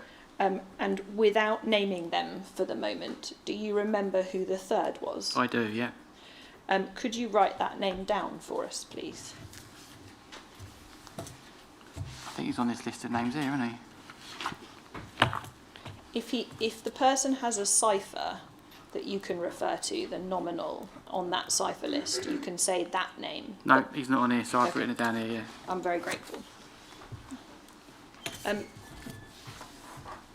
Would you say that that group comprised disaffected elements of the AFA? No, it was a straightforward. The protest in Germany was a CWI, a Socialist Party Germany event, and we were all 3 Socialist Party members. So it's primarily a Socialist Party event rather than a no platform or APA event. And the third person you've written down is Joe Batty, is that right? Yeah. He's an open person, Okay, so right. we can say his name. Did you think these trips were good PR? Is the report accurate in that sense? No, I wasn't. I wasn't aware that there would be any publicity associated with it. It was supporting the German section of the Socialist Party in Germany. It did make the front page of the press, but I wasn't in it. Report MPS 0004991, tab B21 of your bundle, sir. This report, dated the 13th of January 2001, was in respect of police receipt of a considerable amount of intelligence from Searchlight on activities and plans of the far right. And the report concerns no-platform activists meeting outside a pub to ambush a National Front demonstration on the 13th of January 2001. You've said a number of times that ambushing or attacking is not the sort of activity that no-platform took part in. Does that apply equally to this occasion? Yeah, it's like I've almost written your script, because this is another example of something that I would have raised if you hadn't raised it. This is completely made up. This thing just did not happen.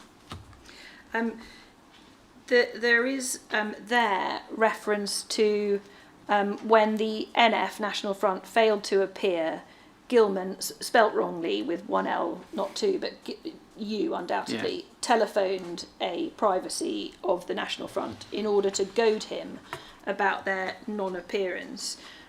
You deny calling a National Front organiser to goad him when they didn't turn up in your statement at paragraph 4.7, is that right? Yeah, this whole thing is complete made up. Would you have had access to any National Front organisers or members' phone numbers? No. What about from Searchlight?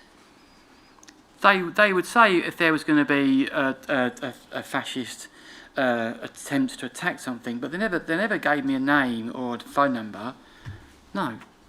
So the report itself states, as we can see there, it was indicated that the information regarding the demonstration had originated from Searchlight, but you say that was the extent of the information you got. It didn't include phone numbers. I've got nothing about this because this didn't happen. Okay. You've accepted that Searchlight would often give you useful information, and was that ever in relation to individual National Front members or their details, or was it only concerning events? We never got individual information about National Front members. It was always about there's going to be a fascist attack on this community or this demonstration. Can you help steward? Or they were going to have an event and they wanted some stewards to go to their event. There was never information about individuals. Can we look briefly then just at MPS 004660, tab B19 of your bundles? This report states that at the recent anti-fascist counter-demonstration in London on the 12th of November 2000, Dan Gilman received at least 5 telephone calls from a representative of Searchlight. The caller relayed information to Gilman concerning the location and numbers of right-wing activists in the area. Source comment states Gilman tended to corroborate the information from his own spotters prior to instigating any action. Is this report accurate? Yeah, I mean, I don't know the one he's talking about, but yeah, this is what Searchlight would do. They would say, they're about to attack your demonstration. This is where they are. That's exactly what they would do, yeah. So would you say that the provision of information was solely for defensive Absolutely, purposes? yeah. So in this situation, we then had our own spotter who would say, yeah, they're right there. They're about to attack you. Was this type of information ever used to target National Front members or activists? No. Or protests? No.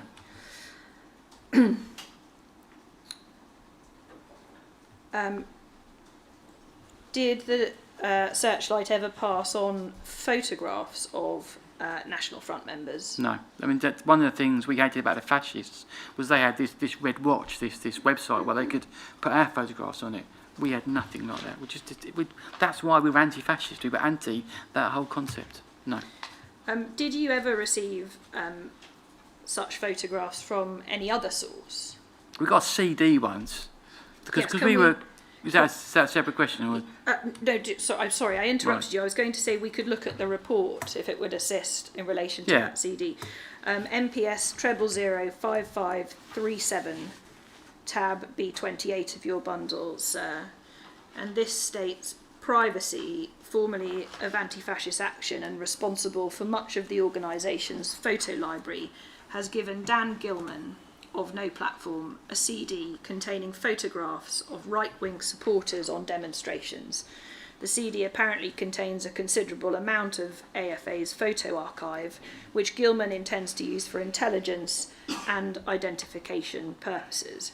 Is that report accurate? We got given a CD. As I said, we were No Platform Anti-Fascist Network, and so someone in that broader network did give me a CD because he wasn't in No Platform, but he thought sort of thing we might want. We didn't want it, weren't interested, gave it straight back. It never appears ever again in any of Carlo's reports. It wasn't what we did. This fellow misunderstood us, gave it back to him. That would never appeared again. I see. Did you meet with Searchlight activists? We met with Searchlight, yeah. And was that relationship a two-way street of passage of information? That's another good question. I mean, No Platform often got abused by the left of being a front for Searchlight, of giving Searchlight information. So often we wouldn't get support from people because they thought we were Searchlight kind of moles, but we weren't. No, it was never two-way. They would give us information about potential fascist attacks, or they were having a demonstration. Could we help them on their demonstration? But it was never two-way. Did you discuss with Searchlight activists anti-fascist strategy? Probably in conversation.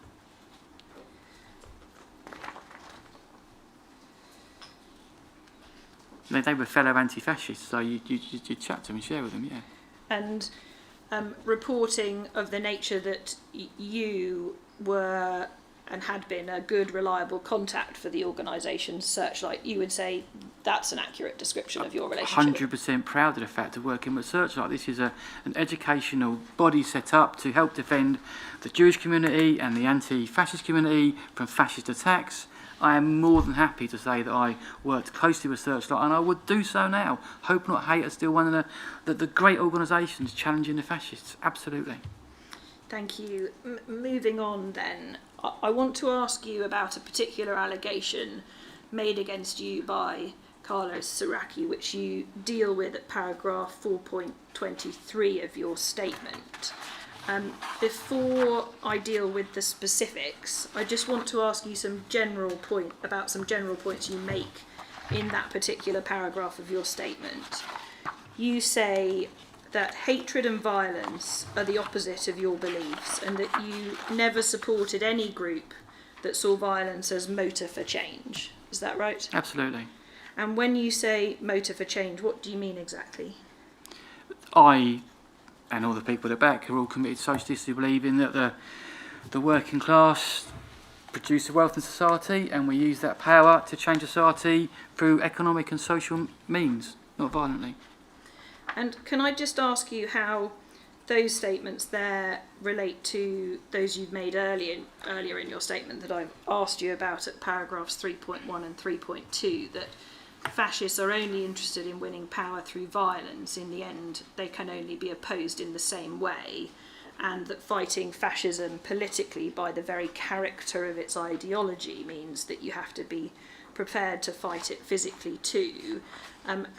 How do you reconcile those two statements? Well, there is no reconciliation. The key words there is in the end, isn't it?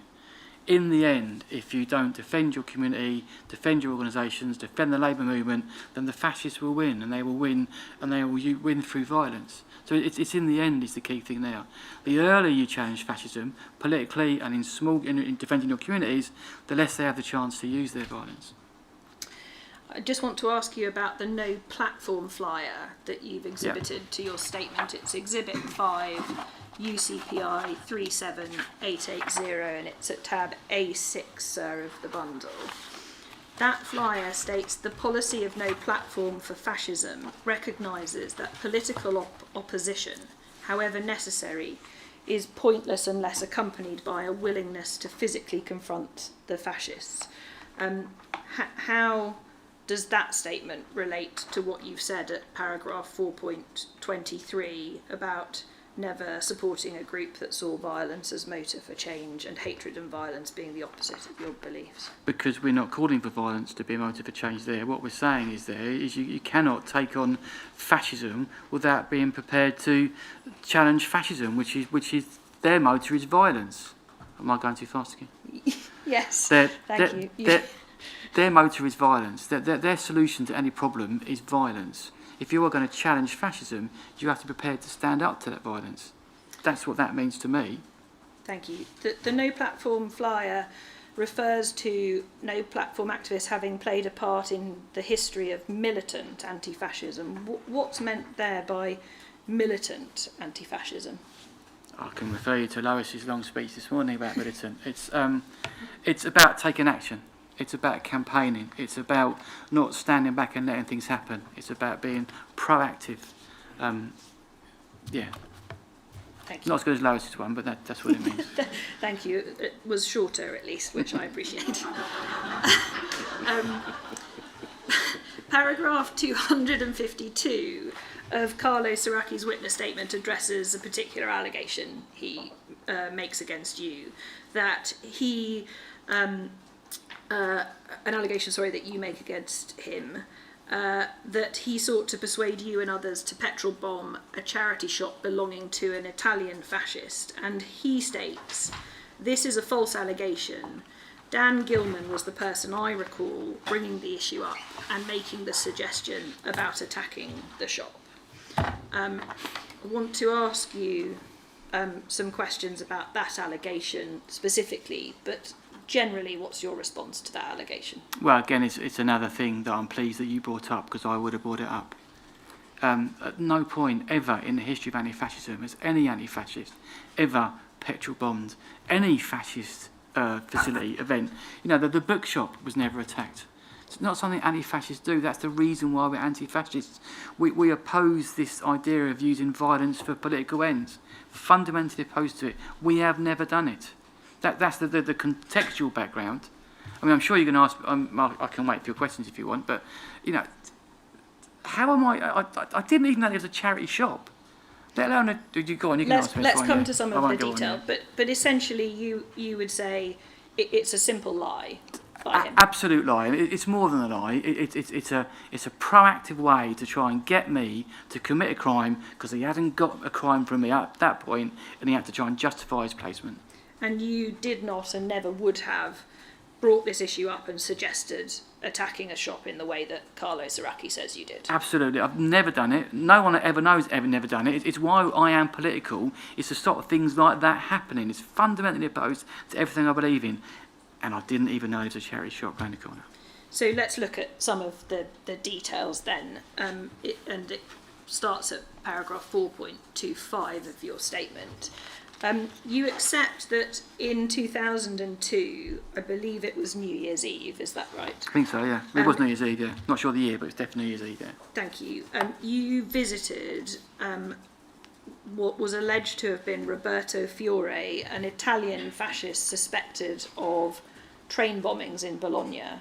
His charity shop, essentially a front for his fascist activities, was the suggestion, after a night drinking with Carlos Araki and others. Yeah.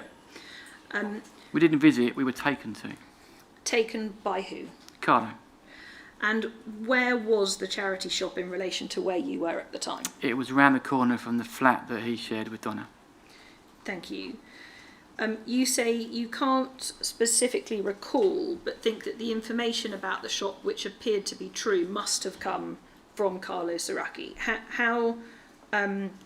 How good is your recollection of this event and this conversation? Recollection of the conversation at the time? Well, I mean, who would know there was a charity shop round the corner? Would only have been Carlo. It turns out there was. Who would know it was a front for a fascist group? Turns out it was. This is all things that Carlo was the only person in the country that knew these things, so the conversation must have come from him. How else would that conversation arise? You didn't know about this particular charity shop at the time, you say? I didn't know till the Private Eye article about 10 years later, yeah. And specifically, you weren't aware at the time from anyone other than Carlos Araki on that night that it was potentially a front for this Italian fascist? Who's going to know unless you're part of a special branch? It's a front for a fascist. There was some talk on the way to going to the shop. You can't remember by who, but there was some talk about attacking the shop. Is that right? Yeah, there was talk. Again, where is this coming from? There's a talk about what we're going to do about this charity shop. Bear in mind, we hadn't even got to the charity shop. We didn't even know the charity shop existed. So that conversation about what to do about it is not going to start unless you know it's there. We didn't even know it was there. So do you think that Carlos Araki was involved in that talk about attacking Absolutely. Absolutely. That was the whole raison d'etre of that event. And the nature of the attack discussed was, to your recollection, to do with bricks through the window or potentially a petrol bomb. Yes. Did you take part in that talk? I suspect, I would have taken part of the conversation, yeah. It would have generally been about this is not a good idea. But the conversation took place. I was in that conversation. It would have been this is not what we do. How well do you recollect that being the nature of what you were saying? I don't entirely recollect it. It was a New Year's Eve party. It was 20 years ago. I can't remember it word for word. I'm just imagining what I would have said in that situation. But yeah, it's 20 years ago. It was a New Year's Eve party. I can't recollect word for word. But what I can recollect is I had no idea this thing existed.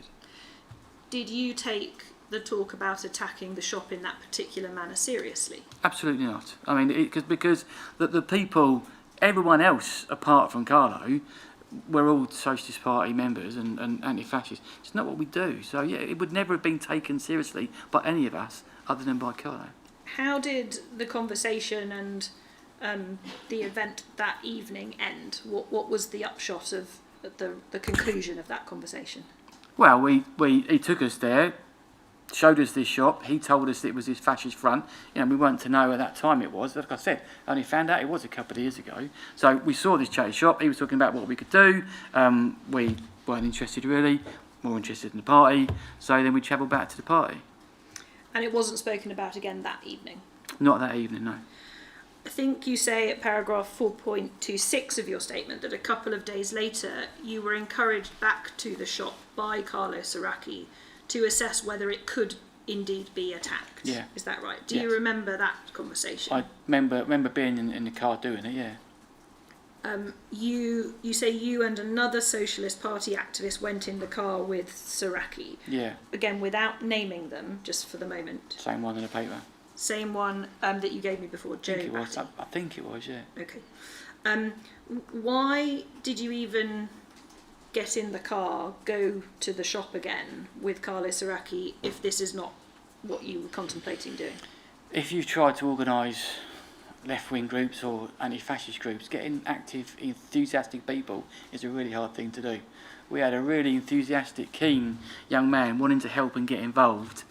So you want to nurture that, you want to go with that. So we didn't want to knock it on the head there and then. We wanted to encourage his enthusiasm, but then you'd use your political persuasion in that conversation to sort of direct him that isn't really what we do. We love your enthusiasm. Let's do more exciting things. This isn't the thing that we do. It isn't what we believe in. So it was to keep him on board, enthusiasm on board, but to challenge him politically about why it wasn't what we did. So you spent, the journey there in the car? Both Yeah, of it was you, only from his flat around the corner, so it wasn't particularly long. and you spent that journey trying to persuade him not to do Yeah, it? just being nice to him, but persuading him this is not what we do. What was his response? I think after, it's only sort of 5 or 10 minute journey, after him coming up with this enthusiastic plan, I think once he realised this is not going to happen, this isn't what he's going to do, I think he realised it wasn't going to happen. Were you surprised he'd even come up with the idea in the first place, given all of what you've said, both in your statement and here today, that this preemptive, offensive, attacking type of violence simply wasn't any part of what any of the groups, including No Platform, Completely did? out of the blue of anything that we had anyone. We just don't do this in this country. We don't go around petrol. It's completely out of the blue. But he had banged on before as part of his legend about how he was linked to the Red Brigades in Italy. So I wasn't entirely surprised, sort of thing that he might have brought up, given how he tried to present his background. But yeah, it was out of the blue of people in our political circle. Did you think it was odd? Absolutely. Paragraph 4.27 of your statement, you point out that Carlos Araki accepts he didn't report you as having been the one to suggest this course of action, and suggests that he surely would have done if it was true to justify his spying on you. Does that remain your view? Well, isn't that the whole point of this special demonstration squad, to prevent public disorder? I mean, there's no bigger event of public disorder than someone petrol bombing a charity shop.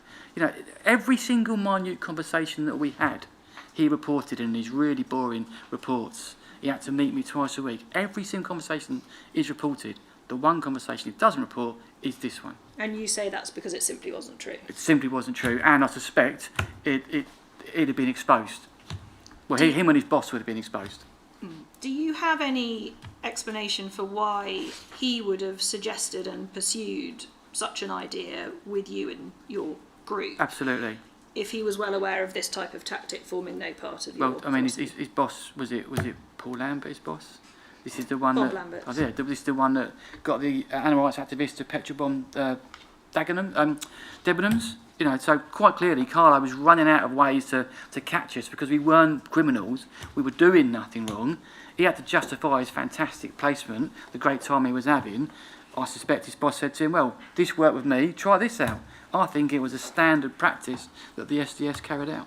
And he was told to try it out by his boss, and it failed.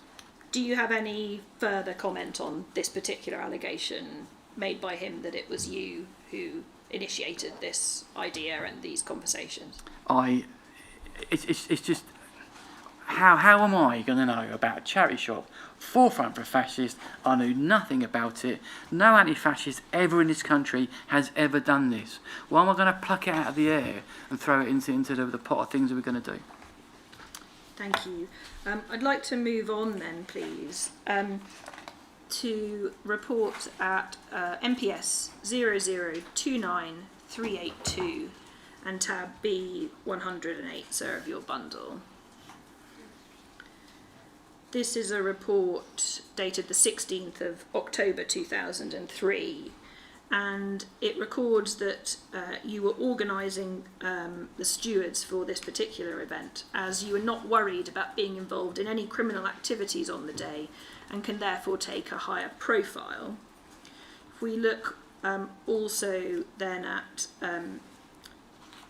report at, I think, is that zero? What did I say? 07. And if we also go, please, to report MPS 0029382 at tab B108. Sorry, there we go. Sorry, that's the one. So I'm sorry, I read the wrong quote. Since becoming a teacher, he has become, that's you, has become reluctant to engage personally in disorder or criminality. And then, sorry, back to the next one, 0077359 at tab B98. Dan Gilman is organising the stewards as he is not worried about being involved in any criminal activities on the day and can therefore take a higher profile. There is further reporting by Carlo Seracchi about you remaining a committed anti-fascist but toning down the type of activity that you were becoming involved in because of your current employment, that is, that you had become a teacher, and sometimes because of pressure from your partner at the time. Do you agree with these characterisations of your outlook at the time? I think part of that is just rubbish. My partner has never been anything but committed, like me, to the anti-fascist struggle. That's just that, and he repeatedly makes negative comments about my partner throughout this report. What's that got to do with public disorder? I've got no idea. That 100% is just wrong. He talks here about me no longer wanting to be a criminal. Well, I've never wanted to be a criminal. Never been committed to disorder and criminality. Never at any point. That is why I'm an anti-fascist, because you want to stop criminality and disorder. So definitely 100%. I didn't stop being a criminal because I became a teacher. But when we go back to talk about the away team, you make a judgment in protests and demonstrations about what sort of risk you can take. When you're a young person and you haven't got a family and you haven't got commitments, you can make a bigger risk for the Labour movement. You know, you can go on strike for longer. You can put yourself in the front of a demonstration. As you get older and you've got responsibilities and you've got a job where the minute you get a warning you're going to get sacked, you can take less risk. So 100% I now take less risks and I let the movement down because of that. But definitely don't stop being a criminal, because I never was. If you could just remember to slow down slightly. So becoming a teacher did precipitate some kind of change in attitude or behaviour in relation to your activism, but you say that wasn't to do with criminality or disorder or violence in any way. It was merely about the level of commitment and the types of risks you were taking. Absolutely, yes.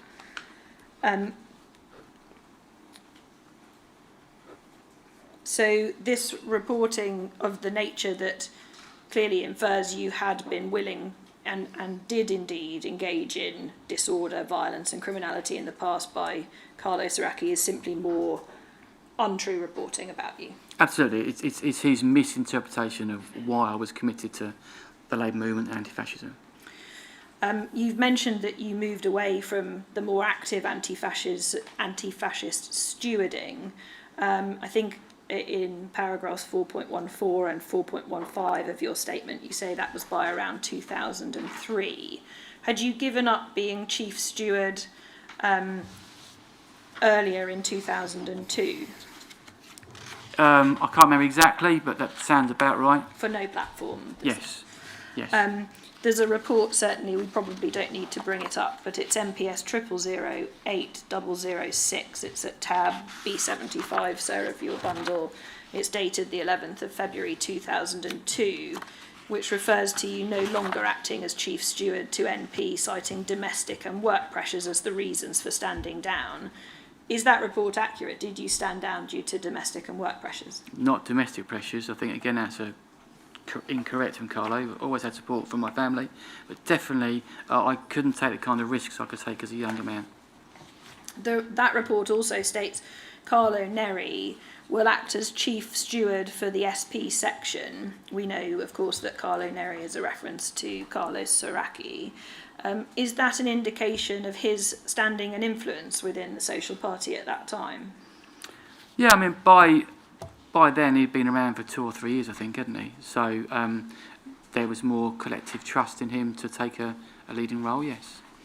And I think you accept that you nevertheless continued to do some stewarding after 2003, albeit maybe much less. Yeah, I mean, is that right? Yeah, absolutely. So, I mean, I still steward. I'm still active. I still participate in anti-fascism. I mean, 2 weeks ago they were going to march down Whitechapel High Street. We stopped them again. Were you made chief steward of the Socialist Party again in August 2005? Do you remember? I can't remember, to be honest. I can take you to the report. It's MPS 0062785, tab B136, sir, of the bundle. It's dated the 1st of August 2005 and says Dan Gilman, a prominent member of the Socialist Party and no platform, has been officially made the chief steward for the SP at all demonstrations and actions attended by the party. Does that sound right? I could probably ask Hannah at the back, she'd know. But yes, I mean, so anti-war demonstrations I was active in. I don't think I'd have called myself chief steward, but I was an active steward still. Yes, there's certainly you agreed to help steward a Stop the War demonstration on the 24th of September 2005. Yeah. I think the report, just for your reference, is MPS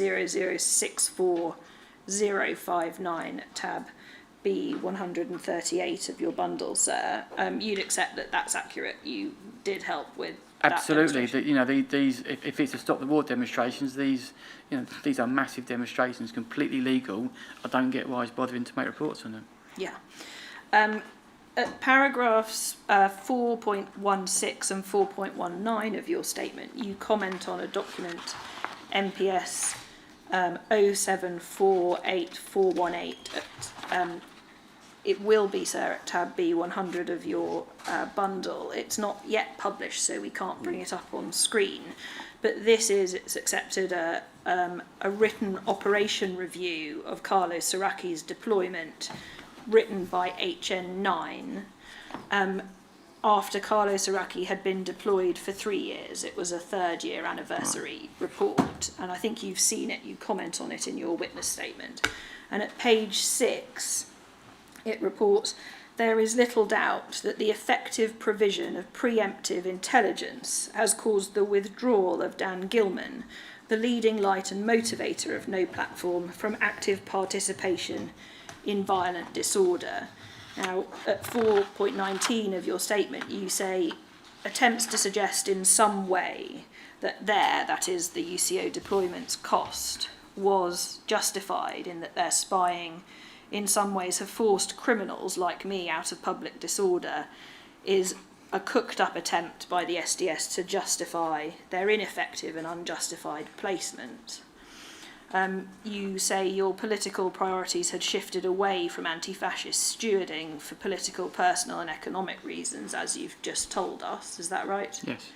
And it had nothing to do with an effective provision of preemptive intelligence. It would seem to be that SDS handlers were desperately attempting to legitimise a programme that was delivering nothing to keep the public any safer, yet doing a lot to abuse them. You don't believe you were forced out of activism by SDS reporting? I would like to think I am still active. I'm still a trade union rep. I was in Whitechapel High Road 2 weeks ago. Nothing that Carlo has done has altered my political views and perspectives, and activism is just a different sort of activism. You would say this is effectively a self-serving claim by Carlos Araki and HN9. Absolutely. He was still supposed to spy on me twice a week at the end of his placement. He's got to justify his fantastic placement. Yeah, he's just bigging up his role. Do you have any further comment on the reference there to your withdrawal, quote, from active participation in violent disorder? I was never involved in violent disorder. Thank you. I want to move on now to a number of just discrete topics. The first is your phone. You've made mention a number of times that about your concerns that your phone was being monitored or bugged or intercepted. Is that right? You say that through his cover work as a locksmith, Carlos Araki had keys to all leading Socialist Party member activists in No Platform's houses. Yes. You mentioned that because you believe that's how he gained access to... Absolutely. Him and whoever he was passing the keys on to, yes.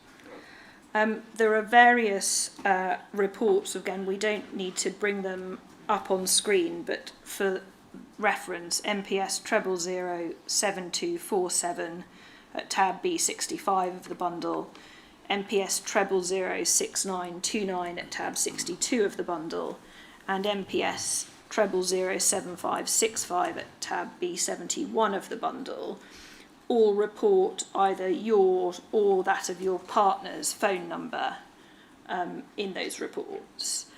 There are a couple more we don't need to go to. You object to that reporting? Absolutely. What on earth has my phone number or my partner's phone number got to do with defending the public from public disorder? It's complete abuse of our human and democratic rights. Doesn't surprise me. What on earth has my family or my wife got to do with Carla's placement that he's publishing her phone number to a bunch of misogynistic, sexist policemen? So you say of no relevance, and you rely on that reporting as evidence to infer your phone was indeed being monitored. Well, I mean, I can't see why else he would put it on there. Thank you.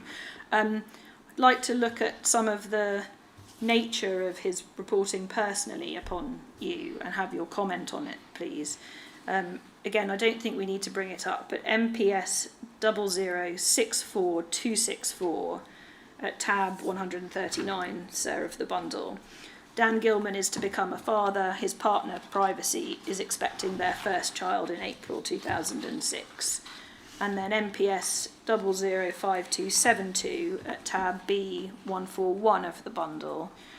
Dan Gilman, the main Socialist Party anti-fascist organiser, is fully into expectant father mode. His partner, Privacy, is expecting their first child in April. As a result, Gilman is not involving himself in any activities or planning and is unlikely to do so for a foreseeable future. Gilman is still carrying out his union activism in the NUT, but is limiting his involvement to this area. How do you feel seeing that type of personal reporting on you and your partner? How would you feel? What on earth has my family, my kids, got to do with public disorder?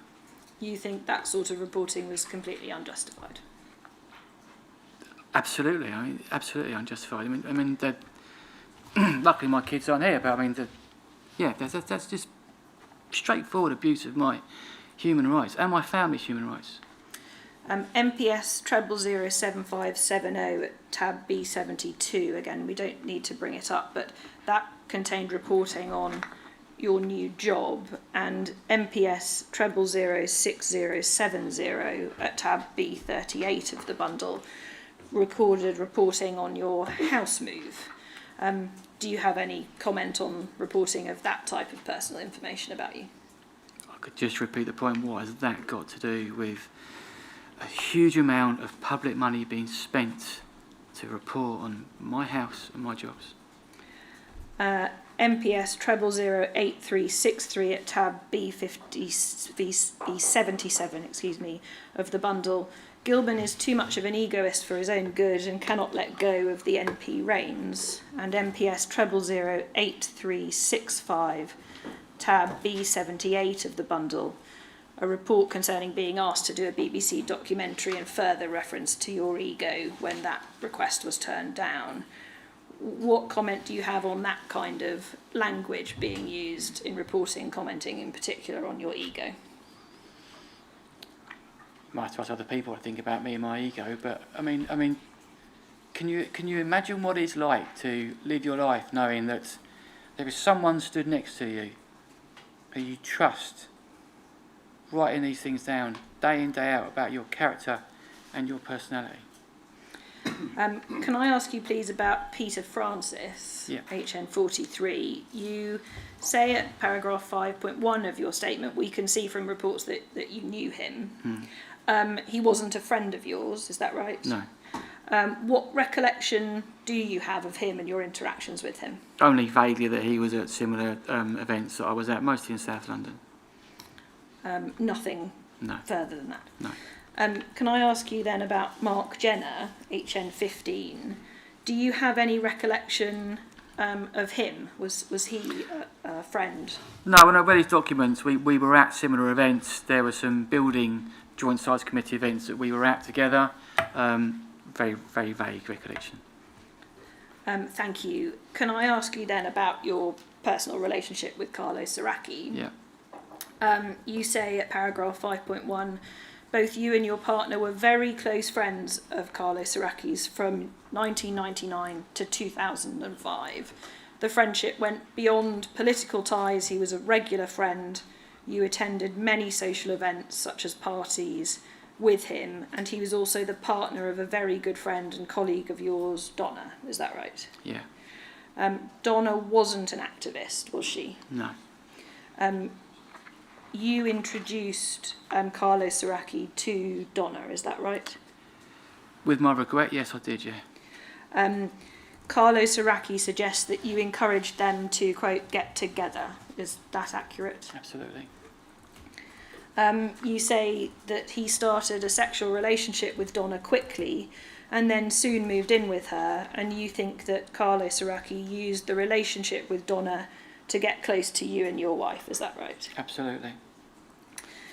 You say in your statement at paragraph 5.3 that Carlo Siraki had 3 intimate relationships with women that knew you, although Donna was a closer friend than the other 2, is that right? Yeah. You mentioned that Siraki only told the 3rd woman who he really was, and you think the only importance of the first 2 relationships was as part of his undercover deployment, in other words, to get close to and report upon you and your fellow activists. Absolutely. How did you feel about all of that when you first found out that Carlo Siraki was an undercover police officer?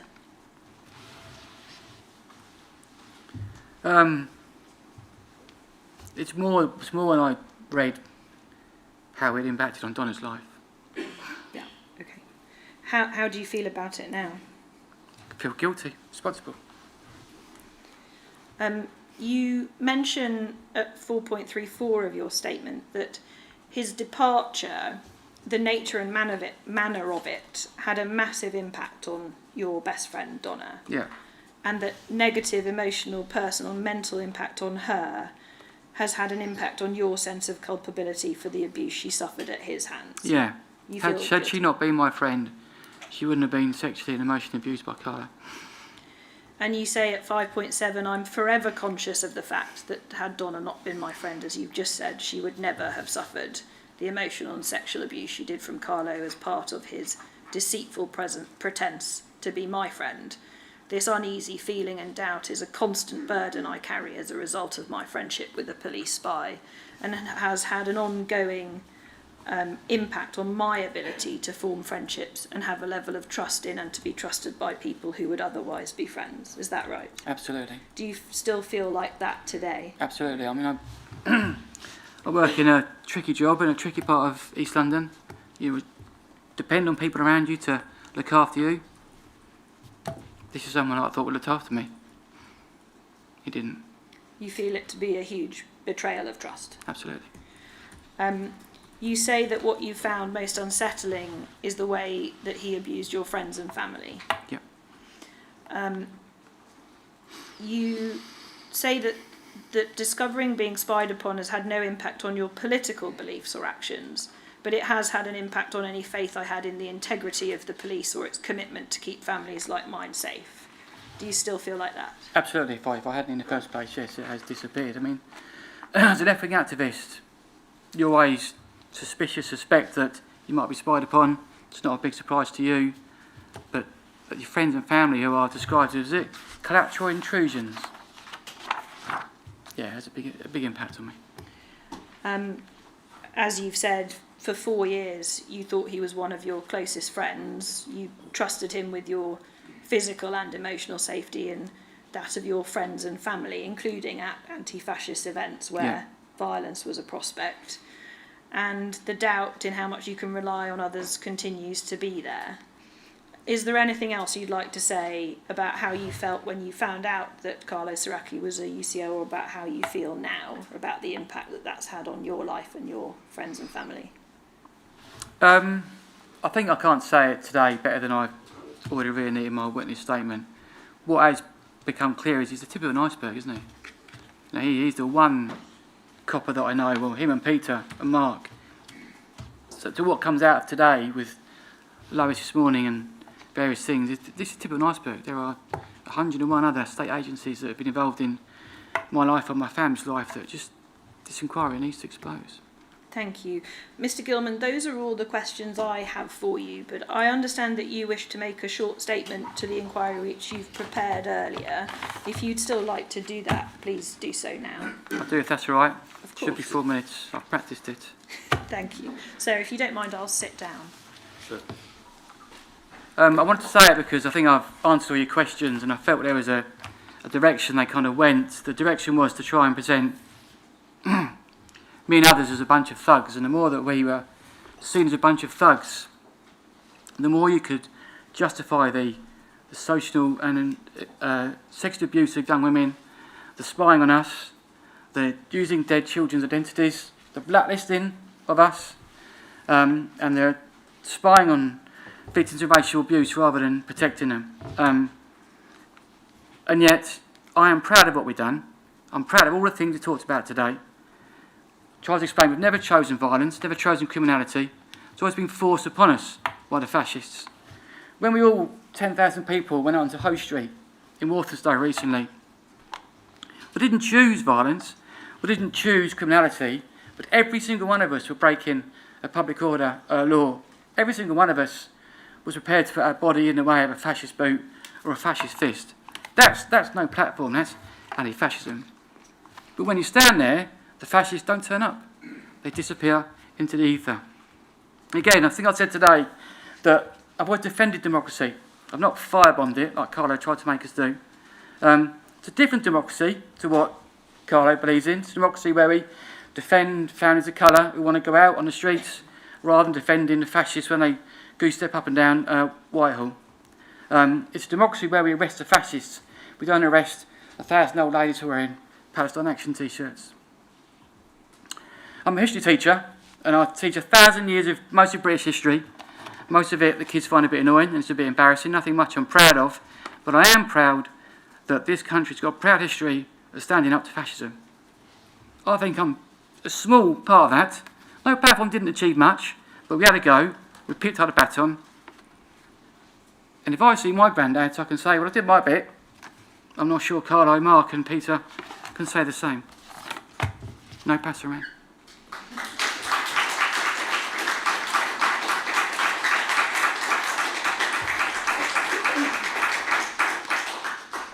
Thank you, Mr. Thank you. Gilman. So I'm told there are no Rule 10s. I don't know whether there's any re-examination. Could I have 2 minutes? Of course. Before you do, may I just raise one question? Is there anybody here representing Donald McLean today? Yes. Because I know of her personal circumstances, and that may inhibit her from participating in the inquiry, may I ask first of all whether you anticipate that she will be able to participate? Would you like to come forwards and so we can hear what you say? sorry to put you on the spot without notice, but I think it's, come and stand in front of the microphone there, if you would, please. I think it's an ongoing conversation that my colleagues are having with her. Yes. So I'm not entirely sure at the moment. Given the fact that it is possible, for reasons that if they were to occur, I would entirely understand that she might not, would there be any objection to my asking this witness what he can say about the impact of events upon her? Would you mind if I just... Of course, check if you would with like her, to reflect upon yeah. that and perhaps take instructions, please do. Yeah, okay, thank you. Then what I propose that we do is I'll ask you to do that. Do you want to re-examine before that occurs? I've got no re-examination. You have no re-examination. Sorry, I should correct that. I just wanted a few moments to consider whether I have any further questions. Yes, I don't well, think there are, but can I... In which case, let me rise for 5 minutes to let everybody reach a conclusion to my questions and your view. Thank you, sir.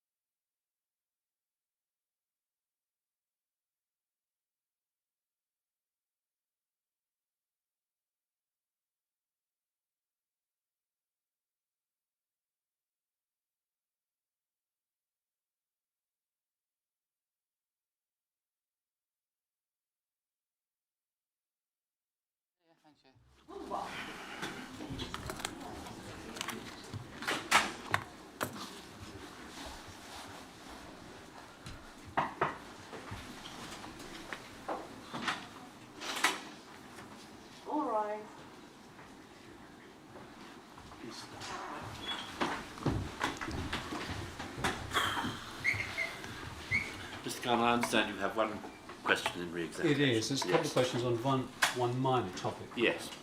I hope so. So I'm referring to A4 in your bundle, and Yep. Mr. Gilman, it's an exhibit you produced to your witness statement. You brought up, I think it's exhibit DG3. It's an entry. If you can have a look at it, tell me what it is. Do you have it now? DG3, DG3. can you explain what it is? It's an entry in Consulting Association file, the entry in relation to your blacklist. Okay, yeah. 2nd of December 2011. Blacklist file, yeah. You make reference to it at paragraph 1.5 of the witness statement. You were asked questions about the away team, and your evidence was that that wasn't a phrase that was used in a formal way. Was that something that you believe was used by the SDS officers? Yeah, they use it a lot in their reports, don't they? Yeah, they do. So in answer to the question as to why you believed that the police were supplying information to the Consulting Association, this entry, which reads 1998 November, in mid-November 1999, It's page 5. Just tell them page 5. oh, it's page 5, certain. I think Yes. you're in the wrong one. Yes. I see it. Do you have that to hand? Yeah, Mr. Gilman? got it, Was yeah. apprehended, observed, along with redacted, on way to demonstrate against BNP laying wreath at Centretown for Remembrance Sunday. Demonstration was organised by the Anti-Nazi League, also involved. See reference to all three. This is understood to be to do with, quote, the Socialist Party away team, SPAT. Do you see it? So Yep. Is it your understanding that that would have been obtained by the police and then passed on to the Consulting Association? Yes, no one else. I mean, we wouldn't refer to ourselves as the away team. No builder would. So it's definitely a phrase that would have been used by the police to label us with. So that means that description has come from the police. Yes. And that was, you say, is it your evidence that that was used to blacklist you in terms of any future employment or employment? Absolutely. So I mean, it's gone to court, hasn't it? It's been inquiries that the blacklist has been used. Because I'm not a builder, it's not cost me tens of thousands of pounds, but it has similar blacklists. Of course, people like Dave, who wasn't allowed to speak today, tens of thousands of pounds. So definitely, these blacklists have had an impact on me. The blacklists that exist on me alongside this one, I think we've not yet seen. Thank you. That's awesome. Thank you.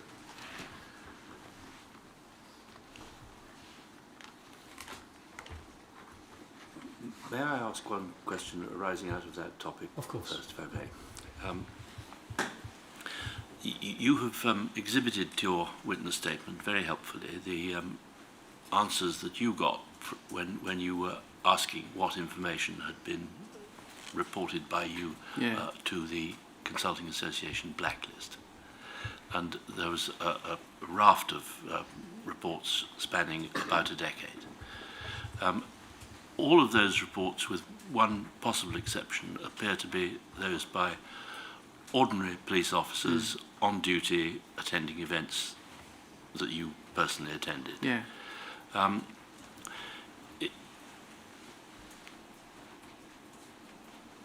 One of the things I have to consider in due course is whether SDS reporting, which would not fit into that category, either was the cause of that sort of reporting occurring or was independently being reported. And had it been, one would have expected that the body that turned up these reports for you would have told you that they had got them.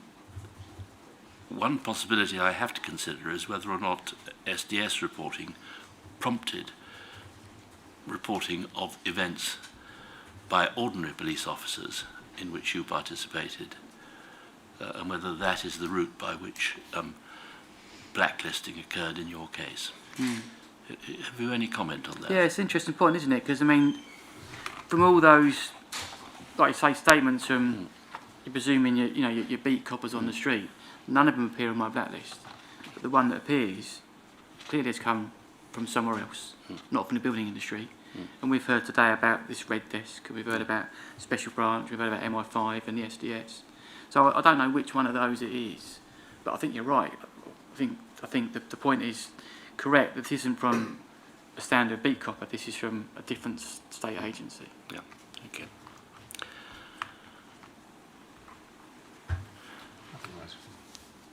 Nothing further. Nothing Nothing further from further. that. Thank you, sir. No. I asked whether I should ask this witness about Donna McLean. I have been told that she hopes to be able to provide some evidence to the inquiry, and so long as that hope remains, I'm not going to preempt her by asking others to comment about her. Thank you very much for attending the inquiry to give evidence. It is always of great assistance to me to hear from people who have participated in the events that I've seen on paper and can describe them from their own recollection. I'm very grateful to you for doing so. Even if it's too fast. Even? If it's too fast. Don't worry about that. Thank you very much indeed. Grateful to you. Thank you. Thank you, sir. We will resume on Monday at 10 as usual. Thank you very much, sir.